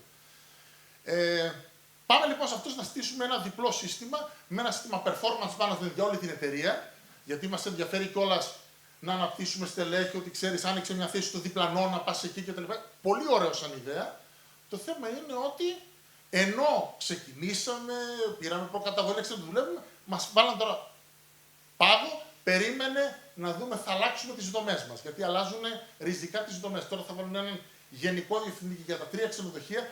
το οποίο σου μπλέκει όλο το σύστημα. Αν δεν έχει δηλαδή καθορισμένα οργανογράμματα, ρόλους, job description, που τα φτιάξαμε, τα αλλάζουμε ξανά. Αν δεν έχει λοιπόν μια σταθερότητα, δύσκολο να προχωρήσει παραπάνω. Άρα είμαστε στη φάση που κάνουμε 2 βήματα μπροστά, σταματάμε, κάνουμε ένα βήμα πίσω. Πάμε 2 μπροστά, ξανά ένα πίσω. Δηλαδή περισσότερο θυμίζει ότι χορεύει κάτι, αν σε δει κάποιο από μακριά, παρά ότι κάνει δουλειά. Και είναι μια δυσκολία. Οπότε, να κλείσω σε αυτό που είπες. Θεωρώ ότι ο τουρισμός είναι αγαπητός, καταπληκτικός κτλ. Δεν είναι ο καλύτερος κλάδος για να ευχαριστηθεί σε HR ακόμα. Έχει πολύ εύρος και πολύ μεγάλο πεδίο ανάπτυξης, αλλά σήμερα είναι σε νηπιακό στάδιο στις περισσότερες επιχειρήσεις. Να το πούμε αυτό. Δηλαδή, άλλοι κλάδοι, το βλέπω, ας πούμε, φαρμακευτικές εταιρείες, και πολιτικές και ελληνικές, είναι έτη φωτός μπροστά. Έτη φωτός μπροστά. Ακόμα και το κομμάτι το banking and finance, πολύ μπροστά. Telecom, πολύ μπροστά. Ακόμα και βλέπεις στο κομμάτι της τεχνολογίας, startup εταιρείες που ξεκίνησαν με 3, 5, 10 ανθρώπους, έχουν σήμερα 100-200, έχουν πράγματα φοβερά και τρομερά που βλέπεις στην Αμερική, που δεν τα έχουν εταιρείες του τουρισμού που έχουν 800 άτομα ή 2.000 άτομα. Είναι ένας τομέας ο οποίος παρόλο το πόσο labor intensive είναι, δεν το έχει τόσο αναπτυγμένο ακόμα. Το παλεύουμε.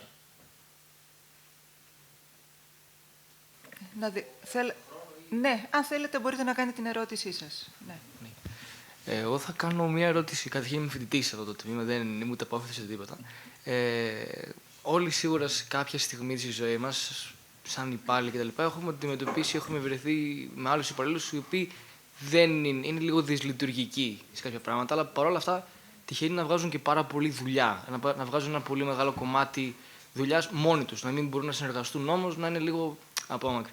Πιστεύετε ότι αν αυτός ο άνθρωπος τον διώξει η διοίκηση, επειδή είναι δυσλειτουργικός, θα υπάρξει μακροχρόνια άνθηση από τους υπόλοιπους ή είναι απλά μια πρόφαση ότι είναι αυτός ο άνθρωπος δεν μπορεί να δουλέψει, ας πούμε? Ή απλά είναι $1 million question. Ναι. Έχω έναν παιχταρά. Ναι. Παίζει μπάλα, βάζει πολλά γκολ.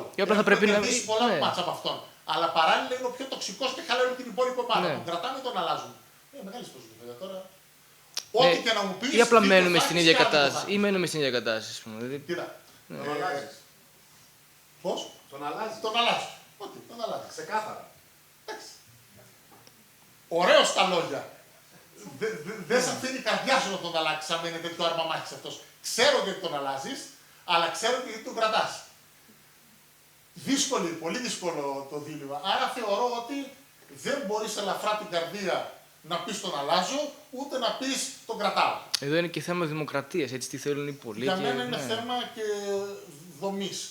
Ψάξε βρες ένα ρόλο να τον βάλεις που θα είναι μόνος του, δεν θα συνεργάζεται με άλλους, γιατί αυτός εδώ είναι μηχανή και βγάζει πράγματα, αλλά επειδή είναι μυστήριος, άστο να είναι μόνος του σε ένα δωμάτιο, να μην είναι με άλλους. Πλακώνει κάνει, αλλά δεν είναι για να τον βγάλω έξω με κόσμο, ρε παιδί μου, δεν είναι για να συνεργαστεί με άλλους. Εκεί το θεωρητικό κομμάτι του HR έχει κάποια επίδραση. Είναι απλά τον αφήνουμε να κάνει. Αυτό για μένα δεν είναι HR. Αυτό είναι πλέον καθαρά people management. Αυτό είναι θέμα πόσο διευθυντής ή σε μια μικρή επιχείρηση, πόσο ξενοδόχος που είναι και διευθυντής θα διοικήσει την ομάδα. Δεν είναι θέμα HR λειτουργίας. Είναι θέμα καθαρά πώς διοικείς τον παραγωγικό αλλά τοξικό εργαζόμενο σε σχέση με δηλαδή πώς διοικήσεις τι παράγει ο ίδιος και τι ζημιά σου κάνει το άλλο. Είναι δύσκολο. Εγώ απλά θα πω ότι πάντοτε υπάρχει η λογική του fitness, δηλαδή το πόσο κάνει fit κάποιος. Άρα έχω μια συγκεκριμένη θέση, έχουν συγκεκριμένες απαιτήσεις σε αυτή τη θέση. Πρέπει να πάρω κάποιον άνθρωπο ο οποίος πληρεί τις προδιαγραφές για αυτή τη θέση. Και φυσικά πάντοτε την ευθύνη έχει διοίκηση. Αλλά λοιπόν, που παίρνω κάποιον άνθρωπο ο οποίος μπορεί να δημιουργήσει ευνοϊκές συνθήκες, είναι αυτόν ο οποίος τον κρατάω. Αν όντως έχω κάνει λάθος, θεωρώ ότι και θα συμφωνήσω με τον κύριο ότι θα πρέπει να πάμε σε άλλες θέσεις. Ναι. Απλώς λέω ότι είναι ό,τι και να διαλέξεις είναι καλό και έχει προβλήματα. Δηλαδή, αν το κάνεις, θεωρώ ότι θα πας σπίτι σου, θα ξεφυσίσεις, αλλά το βράδυ θα το σκέφτεσαι πριν κοιμηθείς. Δηλαδή, δεν είναι ότι κοιμάσαι ήσυχος και κρατώντας τον και απομακρυνώντας τον. Έτσι αισθάνομαι. Υπάρχει μια φράση τώρα, την οποία την έχω ακούσει και στη δουλειά, αυτό ότι ο ανθρακόρυχος με το καναρίνι μπαίνει μπροστά για να δει αν είναι εντάξει. Οπότε αυτός ο δυσλειτουργικός άνθρωπος, η αλήθεια είναι ότι κάνει και πράγματα που μπορεί να μην θέλουν να κάνουν οι άλλοι. Οπότε καλό είναι, θα έλεγα, να τον κρατήσουμε. Ναι, μεν να επιβλέψουμε. Για να κάνει την δύσκολη δουλειά. Ναι. Ναι. Γιατί μπορεί εσύ να γίνεις μετά ο τοξικός άνθρωπος, να χρειαστεί να γίνεις εσύ. Η κυρία στη γωνία πίσω. Λοιπόν, καλησπέρα. Εγώ είμαι πτυχιούχος Στέλλα Σιδηροπούλου, λέγομαι, από το τμήμα Finance and Accounting του Πανεπιστημίου εδώ. Ήθελα να ρωτήσω, επειδή αύριο θα έρθουν πολλοί συνάδελφοί σας ή ανταγωνιστές σας στους χώρους εδώ, επειδή θα έχουμε την εκδήλωση των ημερών καριέρας του Πανεπιστημίου. Θέλω να πω άτομα από εταιρείες οι οποίες δεν χρειάζονται outsourcing για να δουλέψουν το HR, ας πούμε. Έχουν προσλάβει άτομα που το κάνουν, συνάδελφοι της συνονόματος εκεί, της αποφύτου του MBA. Ήθελα να ρωτήσω, όταν λέει η κυρία Κάτου για συνεργάτες δημιουργίας αξίας, δηλαδή ότι έτσι πρέπει να βλέπουμε τους υποψήφιους, πόσο ένας HR, ας πούμε, recruiter, αντιλαμβάνεται ότι έχει μπροστά του ένα υποψήφιο με potential, δηλαδή ποια χαρακτηριστικά αναζητούν ή εσείς, ας πούμε, όταν κάνετε recruitment για τις εταιρείες πελάτες σας, τι κοιτάτε σε πρώτο βαθμό. Αν πούμε ότι τα τεχνικά χαρακτηριστικά είναι εγγυημένα, ας πούμε, ότι υπάρχει ένα πτυχίο ή ένας τίτλος σπουδών, δηλαδή που έχει μια βάση, και πόσο είναι διατεθειμένοι σε ποιο βαθμό να πάρουν ένα ρίσκο οι recruiters. Ερώτηση εκτός από το ξενοδοχειακό κλάδο και στον τουρισμό στον οποίο δραστηριοποιείστε. Για τους συναδέλφους, αύριο είναι μια ενδιαφέρουσα ερώτηση. Κάτι εγώ τους πω τώρα για μένα πώς το βλέπω. Επειδή ασχολούμαι εγώ με το κομμάτι μόνο τουρισμού και μόνο προϊσταμενικών και πάνω στελεχών. Άρα δεν έχω εμπειρία σε line staff μεγάλη. Αυτό που υπόθηκε από τον κύριο Βούζα προηγουμένως που έχει να κάνει με το fit είναι το α και το ω. Δηλαδή, όταν είναι να αναλάβουμε ένα τέτοιο έργο, το οποίο είναι ένα τέτοιο έργο για να μας το αναθέσει κάποιος, πρώτον έχει φτάσει στο αμήν και δεν βρήκε λύση μόνος του, και είναι διατεθειμένος να μας δώσει και εμάς αρκετά λεφτά για να το κάνουμε. Δηλαδή, κάποιος πρέπει να είναι πολύ, πώς θα το πω τώρα, έτοιμος όταν θα έρθει σε μας, δεν έρχεται δοκιμαστικά. Είτε μιλούμε για ένα έργο executive search, είτε μιλούμε για ένα έργο headhunting. Τώρα έχω ένα έργο headhunting, που πηγαίνω τώρα και πλησιάζω συγκεκριμένα δακτυλοδεικτούμενα άτομα για να τους κάνω μία πρόταση να φύγουν από κάπου που είναι για να πάνε κάπου που ψάχνει η εταιρεία που μου το ζήτησε. Και παίζω το ρόλο τώρα εγώ του προξενήτη, ας πούμε. Λοιπόν, το fit για μένα είναι το σημαντικότερο πράγμα, διότι ενώ σε τίτλο, ενώ ακόμα και σε job description, μία θέση, ονόμασέ την όπως θες, food and beverage manager, hotel manager ή οτιδήποτε, μπορεί να είναι ίδια. Αν πας σε 3 ξενοδοχεία, μιλούμε για 3 τελείως διαφορετικές δουλειές και θέλουν 3 τελείως διαφορετικούς τύπους ανθρώπων. Επειδή γίνεται πολύ σχετική κουβέντα, ήμουνα στην έκθεση, κάθε χρόνο πηγαίνω σε 2 μεγάλες εκθέσεις, τον Νοέμβριο στο Λονδίνο και τον Μάρτιο στο Βερολίνο. Είναι η μεγαλύτερη τουριστική έκθεση του κόσμου στο Βερολίνο το Μάρτιο και η δεύτερη μεγαλύτερη του κόσμου στο Λονδίνο το Νοέμβριο. Εκεί όταν βρίσκομαι είναι το meeting point όλων των ανθρώπων του χώρου, είναι όλοι ξενοδόχοι εκεί και όλοι διευθυντές. Εκεί πολύ συχνά έρχεται εκεί ο συγκεκριμένο παράδειγμα τώρα το Μάρτιο, ήρθε ένας ξενοδόχος, Ροδίτης ξενοδόχος συγκεκριμένο, έλα μου λέει, σε ήθελα κιόλας, ήθελα να σε πάρω τηλέφωνο, το ξέρω, θα σε δω. Έλα πάμε, με παίρνει η αγκαζέ, δηλαδή μας έχουν μια υψομετρική διαφορά, καμιά 40 πόνους, 35 πόνους διαφορά, με παίρνει αγκαλιά και έτσι μου θέλω να μου βρεις για το καινούριο ξενοδοχείο που ετοιμάζω ένα διευθυντή. Αλλά είναι ξενοδοχιάρα, θέλω ένα καλό διευθυντή. Λέω, πώς τον θες? Τον καλύτερο. Λέω, καλύτερο σε τι? Τον καλύτερο. Του λέω, ρε, δεν έχω, λέω, καλύτερόμετρο. Πώς τον βλέπεις? Τι είναι για σένα ο καλύτερος? Ξέρω την εταιρεία, έχω συνεργαστεί σε άλλα project, δεν έχω ασχοληθεί ποτέ με στέλεχος για αυτούς. Ξέρω κάποια πράγματα, αλλά ήθελα λίγο να το ψάξω το θέμα.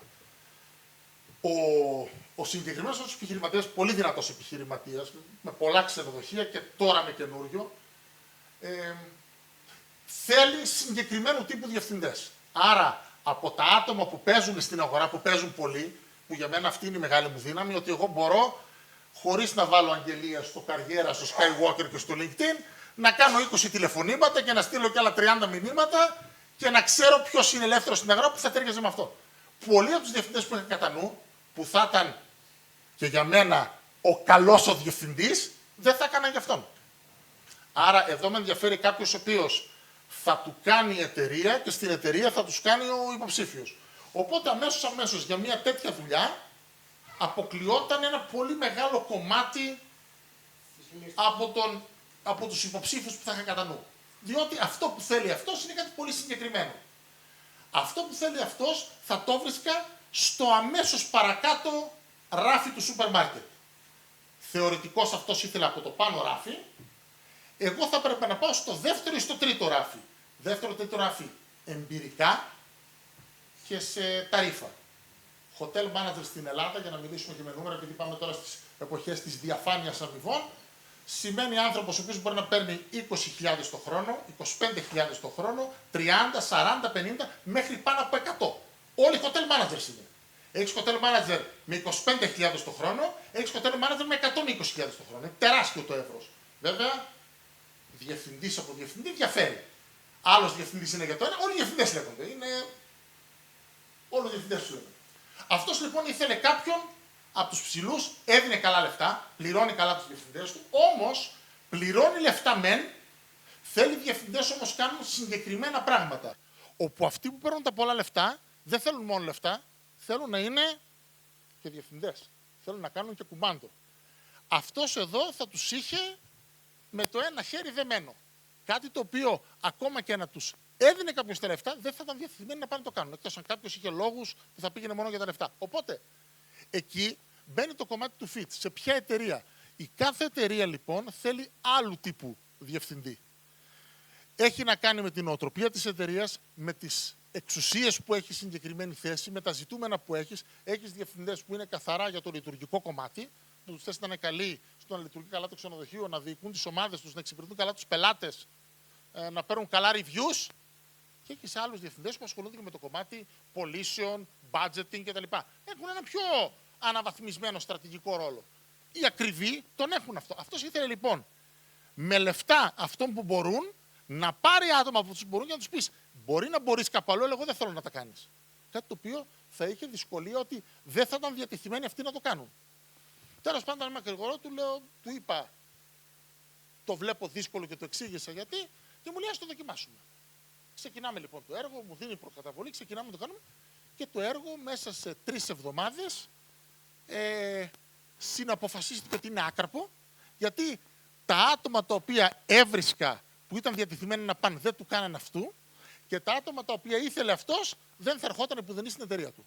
Γιατί τώρα μιλούμε για ένα φανερωμένο project. Έλεγα για ποια εταιρεία έψαχνα διευθυντή. Γιατί έχω κάποια project τα οποία είναι masked που άλλος δεν ξέρει. Για λογαριασμό πελάτη μας ψάχνουμε αυτό. Άρα, επειδή η αγορά είναι συγκεκριμένη και οι υποψήφοι διευθυντές που είναι έμπειροι διευθυντές, έτσι, ιδίως σε εκείνη την κλίμακα, οι διευθυντές που είναι 80 με 90.000 το χρόνο, είναι διευθυνταράδες, όχι αστεία. Όταν άκουν για που είναι, λέει: κοίταξε εκεί, δεν θα μπορώ να κάνω αυτό και αυτό. Λέω: ναι, δεν θα μπορείς. Τι να πάω να κάνω. Δηλαδή, δεν μπήκε καν η κουβέντα τι λεφτά θα μου δώσει. Γιατί αυτούς τους ενδιέφερε να κάνουν και δουλειά διευθυντή αυτό που εννοούν αυτοί σαν διευθυντή. Άρα μπαίνουν πολλά πράγματα στο παιχνίδι, το οποίο πάλι κολλάει με αυτό που έλεγε η συνονόματη προηγουμένως, ότι ο τουρισμός δεν είναι τόσο εξελιγμένος σε αυτά τα πράγματα. Ίσως σε έναν άλλο κλάδο, αν ασχολιόμουν, που έλεγα εγώ τώρα με telecom ή με φάρμα, να ήταν αλλιώς. Στον τουρισμό δεν το έχουμε αυτό. Πώς? Υπάρχουν άλλες εταιρείες πέρα από τον κλάδο του τουρισμού, οπότε εκεί δεν ξέρετε ποια θα είναι τα κριτήρια του fitting, ας πούμε, που θα ζητάνε. Ναι. Ευχαριστώ πολύ. Ωραία. Να πω λίγο ότι έχει περάσει και η ώρα. Να πω όμως ότι το βασικό συμπέρασμα από όλα αυτά είναι ότι η επένδυση τελικά στον άνθρωπο δεν είναι μόνο μια καλή πρακτική, αλλά είναι μια στρατηγική επιλογή τελικά. Ευχαριστώ όλους για τις παρεμβάσεις. Ευχαριστώ πολύ τον κύριο Αναστασίου. Και κύριε Γεωργίου, θέλετε το λόγο, έχω την εντύπωση. Καταρχάς, να ευχαριστήσουμε τον αγαπητό Ανέστη και για την ομιλία, αλλά και για τη συζήτηση που ακολούθησε, για τις ερωτήσεις. Ήταν πραγματικά όχι απλά ενδιαφέρον, αλλά και inspiring, θα έλεγα, η όλη διαδικασία. Ήθελα να πω, δεν έχω άλλη ερώτηση, μην πανικοβάλλεστε. Ήθελα να πω μερικές σκέψεις, απλώς άφησα να κυλήσει η συζήτηση και να καταλήξω να μιλήσω τελευταίος. Καταρχάς, επειδή εγώ είμαι άνθρωπος των ποσοτικών μεθόδων, ίσως η άποψη που θα εκφράσω να έχει λίγο μεγαλύτερη βαρύτητα και είναι η εξής, και μάλιστα νομίζω το είπα και για τη διάρκεια της πιστοποίησης, είχε πέσει μια τέτοια κουβέντα, δεν θυμάμαι που το είχα πει. Συζητώντας με αποφύτους μας από το δικό μας κλάδο, και έχουμε αρκετούς, μάλιστα στο Ecosani έχουμε και αποφύτους από το Analytics, και μάλιστα μία από τις αποφύτους έκανε μαζί μου διπλωματική σε Revenue Management Systems based on AI.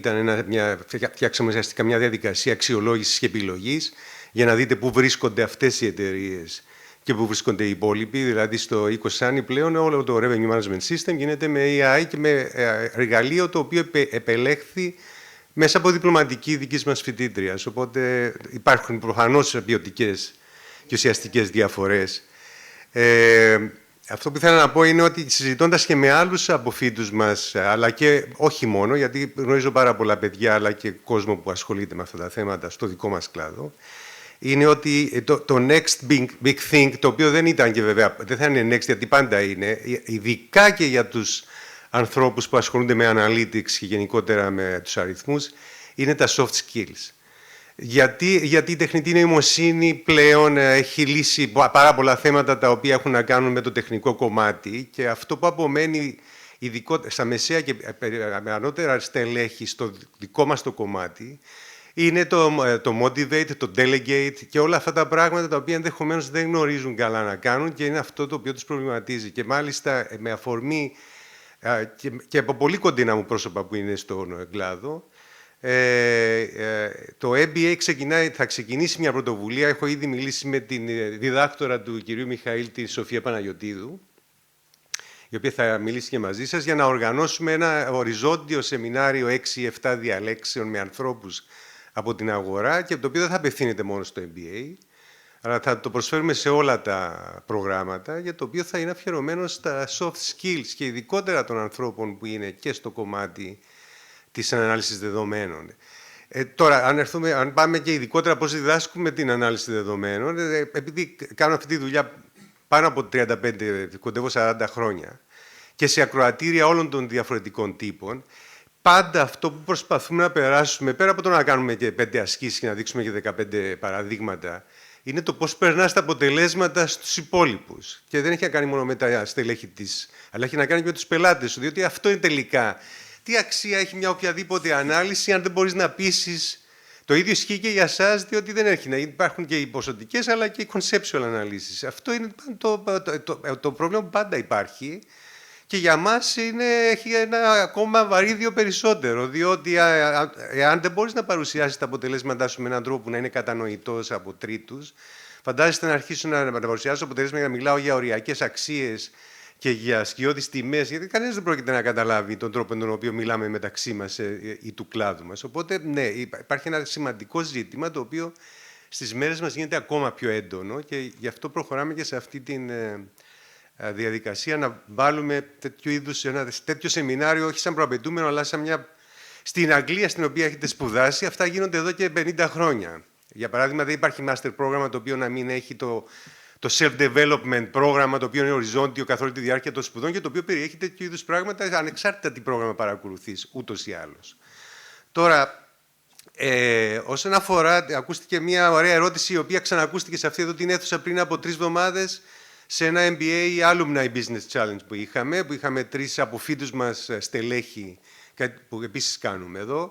Ήταν η ερώτηση τι κάνουμε με ένα τοξικό στέλεχος, το οποίο είναι πολύ σημαντικό, όμως η απάντηση πάλι ήταν τον διώχνουμε εν τέλει από τους αποφύτους μας στελέχη. Και βέβαια έχει να κάνει με το fitness, όπως πολύ σωστά. Η συζήτηση που ακολούθησε ήταν ακριβώς η ίδια. Γιατί στη συγκεκριμένη εκδήλωση το κυρίαρχο ζήτημα ήταν η τεχνολογία και η τεχνητή νοημοσύνη στην οργανωσιακή αλλαγή. Οπότε ήταν προφανές ότι θα γίνονταν τέτοιου είδους ερωτήσεις που είχαν σχέση και με τη σημερινή κουβέντα, και είναι εντυπωσιακό ότι δεν είμαι σίγουρος αν ήταν και ο ίδιος συνάδελφος που έκανε την ερώτηση. Πάντως η ερώτηση ήταν ακριβώς η ίδια. Φαίνεται λοιπόν ότι στις μέρες μας απασχολεί πάρα πολύ τον κόσμο τι γίνεται με τα τοξικά άτομα. Ίσως στην εποχή μας, Δημήτρη, η τοξικότητα ήταν κάτι το οποίο το προσπερνούσαμε και το καταπίναμε και στον χώρο της εκπαίδευσης. Ναι, νομίζω ότι και οι νέες γενιές των δικών μας συναδέλφων δεν καταπίνουν εύκολα την τοξικότητα. Ναι, ακριβώς. Οπότε, όντως, έχουμε...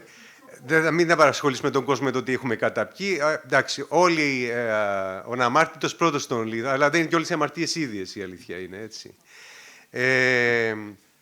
Οπότε, ναι, είναι εντυπωσιακό το ότι ακούμε τα ίδια πράγματα και βεβαίως να πω ότι όλα αυτά τα θέματα δεν απασχολούν μόνο τον τουρισμό. Εντύπωση βέβαια μου κάνει ότι σε μια κατεξοχήν εντάσσεως εργασία, σε έναν κατεξοχήν κλάδο, η δίκηση είναι εντελώς παράδοξο. Δεν μου κάνει εντύπωση βέβαια ότι στη Χαλκιδική τα πράγματα είναι πολύ πιο πίσω από αλλού, κρίνοντας από το πώς λειτουργούν τις συγκεκριμένες μικροαγορές, αλλά θα περίμενε κανείς ότι θα ήταν πρωτοποριακός ο κλάδος στη διοίκηση ανθρωπίνων πόρων και όχι να είναι τελευταίος στην...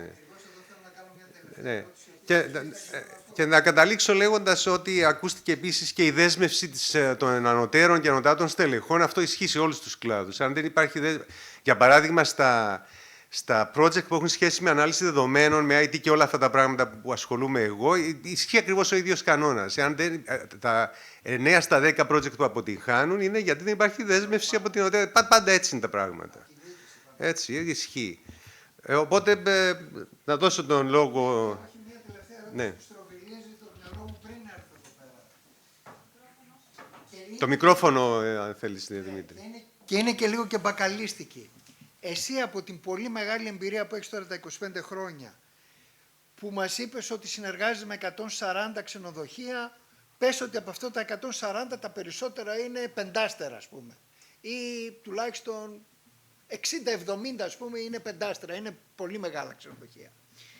Τι ποσοστό από αυτά τα ξενοδοχεία που τα ξέρεις τόσο καλά, ασχολείσαι με τους διευθυντές, με τους ιδιοκτήτες, έχουν εμπεδομένο HR department, το οποίο λειτουργεί, το οποίο έχει τις βασικές κατευθύνσεις. Έχει, ας πούμε, το training, έχει τη μισθοδοσία, χρησιμοποιεί μισθοδοσία με hay systems ή κάτι αντίστοιχο, έχει συστήματα performance management, έχει, ρε παιδί μου, 3, 4, 5, 6 άτομα με τις διάφορες ειδικότητες του HR ώστε να λειτουργεί. Τι ποσοστό είναι αυτό, χονδρικά, μπακαλίστικα. Είμαι πολύ περίεργος. Ναι, να πω ότι δεν υπάρχει για μένα έχει δεν έχει. Είναι σε ποιο βαθμό το έχει. Σε ποιο βαθμό. Ναι, γιατί υπάρχει δεν έχει, έχει και είναι μαύρο άσπρο, έχει και τις 50 αποχρώσεις του κρίστιπες. Ωραία. Αυτοί οι οποίοι έχουν μία, πώς θα το πω τώρα, συμβατή με αυτά που γνωρίζουμε, δομή και λειτουργία HR, είναι περίπου το 20%. Απογοητευτικό θα έλεγα. Είναι περίπου, και υποθέτω ότι είναι από τις αλλιώς. Πολυεθνικές εταιρείες που λέγαμε πριν και τις ξένες. Είναι 20% στις εταιρείες, που σημαίνει στα ξενοδοχεία είναι γύρω στο 35%. Γιατί υπάρχουν, αυτές είναι οι εταιρείες που είναι πιο multi-property.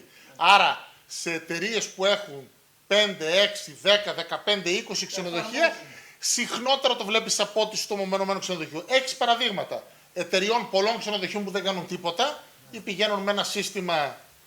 Ναι, και έχει άλλους οι οποίοι είναι μικροί, μόνο ένα και ασχολούνται. Αλλά συνήθως υπάρχει μια συσχέτιση ότι το μεγαλύτερο μέγεθος ασχολείται περισσότερο γι' αυτό, γιατί τους πονάει και περισσότερο.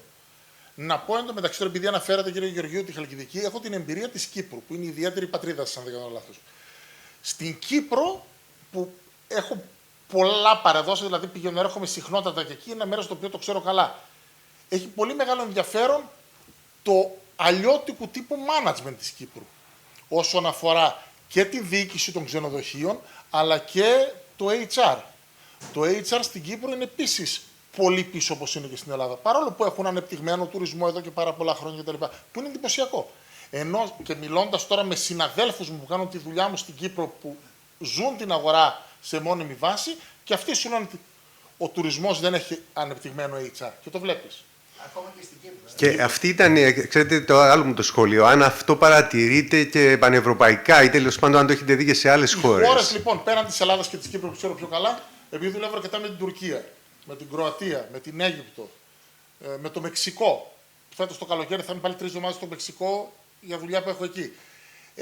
Παντού ο κλάδος του τουρισμού είναι πιο πίσω από όλους τους κλάδους. Αυτό είναι ένα ενδιαφέρον. Άρα ο κλάδος έχει θέμα. Δηλαδή όπου και να τον πας, Άρα, προφανώς υπάρχουν κάποια predictors τα οποία πρέπει να τα ψάξουμε να τα βρούμε. Τι ακριβώς είναι αυτό που οδηγεί. Ένα μεγάλο μέρος της σύνθεσης του εργατικού δυναμικού είναι semi-skill, προφανώς. Έχουμε τους professionals, οι οποίοι είναι οι σταθερές θέσεις εργασίας, και έχουμε πολύ κόσμο ο οποίος κάνει έτσι... Είναι πραγματικά για διατριβή αυτό, Δηλαδή είναι θέμα διατριβής. Το βλέπω, που εκεί είναι οι low skilled εργαζόμενοι, Ναι. πολύ πιο low και για τα δικά μας δεδομένα. Μάλιστα. Δηλαδή είναι στα όρια του άσχετου, ρε παιδί μου. Δηλαδή νομίζω ότι παίρνουμε όποιον φοράει παπούτσια. Τελείως άσχετη. Προσπαθούν εκεί και εκεί τους λες τώρα εσένα σε καίει περισσότερο να ασχοληθείς με το πώς τους επιλέγεις, πώς τους εκπαιδεύεις κτλ. Γίνεται και εκεί με ένα σύστημα αλατούρκα. Δεν.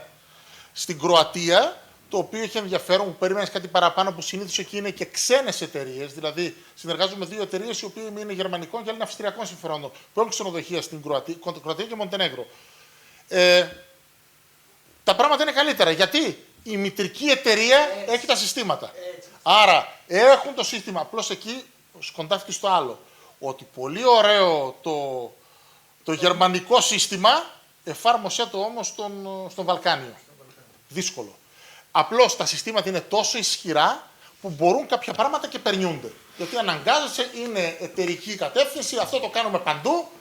Δηλαδή είναι μια εταιρεία η οποία έχει ξενοδοχεία και εκτός Ευρώπης. Καριμπίαν. Και έχει ξενοδοχεία. Έφεραν το ίδιο μοντέλο, το πήγαν και στους εκεί, το έφεραν και λειτουργεί σε ένα πολύ μεγάλο βαθμό. Άρα είναι θέμα νοοτροπίας της εταιρείας και πόσο έντονα να το βλέπεις. Στη Θεσσαλονίκη, άμα δούμε εταιρείες ή σε οπουδήποτε στην Ελλάδα, εταιρείες οι οποίες έχουν κάποιες διεθνείς καταβολές, παίρνουν τα έτοιμα συστήματα και αναγκάζονται, ίσως όχι με απόλυτη επιτυχία, αλλά τέλος πάντων πατούν σε ένα σύστημα το οποίο δεν μπορούμε, παντού κάνουμε αυτό και εδώ θα το κάνουμε αυτό, και λόγω αυτής του μονοδρόμου αναγκάζεσαι να το ακολουθήσεις και εδώ. Και το βλέπεις. Δηλαδή γίνεται κάτι παραπάνω. Ελπίζω μόνο να μην ακολουθούν τον πρότυπο του John Glitch στο επεισόδιο με τον Γερμανό τουρίστα. Για το επειδή αναφέρθηκε στο Fawlty Towers και δεν ξέρω αν είναι γνωστό σε όλους η σειρά, αλλά εν πάση περιπτώσει το χαρακτηριστικό ήταν το επεισόδιο με την υποδοχή που έκανε στο Γερμανό τουρίστα. Μιλάμε ότι η σειρά αυτή είναι της δεκαετίας του 60, οπότε 60-70, ναι, ήταν πρόσφατη ο Δεύτερος Παγκόσμιος Πόλεμος, οπότε ελπίζω ότι δεν είμαστε σε αυτό το επίπεδο, το έχουμε ξεπεράσει, αγαπητέ. Η αλήθεια είναι ότι επειδή ο τουρισμός πάει καλά και ο τουρισμός έχει να κάνει με ξένους, πολλά πράγματα αναγκαστήκαμε και τα βελτιώσαμε. Απλά, δυστυχώς, ενώ revenue management σε πολύ υψηλό επίπεδο πλέον και η απλή επιχείρηση, δηλαδή υπάρχουν λύσεις συστημάτων revenue management που ακολουθούνται στην Ελλάδα, που είναι ό,τι καλύτερο κυκλοφορεί, η τελευταία λέξη της μόδας, ό,τι έχουν οι μεγαλύτεροι στον κόσμο. Δεν συζητάω για το κομμάτι των ξενοδοχείων. Τα ξενοδοχεία στην Ελλάδα αυτή τη στιγμή είναι σε πολύ υψηλό επίπεδο. Κτηριακός, σαν υποδομές κτλ. Ακόμα και το προσωπικό μας είναι σε πολύ καλό επίπεδο. Σε λίγα μέρη βρίσκεις τόσο καλό προσωπικό, που δεν είναι καλό, έχει πολλά θέματα και εδώ. Απλώς σε σχέση με άλλα μέρη είναι πολύ καλύτερο. Το HR το κακόμοιρο είναι ο τελευταίος ο οποίος ακολουθεί. Δεν έχει εξελιχθεί τόσο. Τώρα μην μου πείτε, και πώς αφού δεν έχεις HR, έχεις τις υπηρεσίες. Το έχεις. Σε ευχαριστούμε πολύ, Ανέστη. Να είστε καλά. Ευχαριστούμε πολύ τον κύριο Αναστασίου και όλους εσάς για τις παρεμβάσεις σας. Γεια σας. Καλή συνέχεια. Κανείς δεν μπορεί να φύγει αν δεν σκανάρει πρώτα αυτό το πράγμα. Οι πόρτες είναι κλειστές. Μόλις το σκανάρετε, τότε ανοίγει η πόρτα. Ορίστε, έχουμε την δοκία εκεί.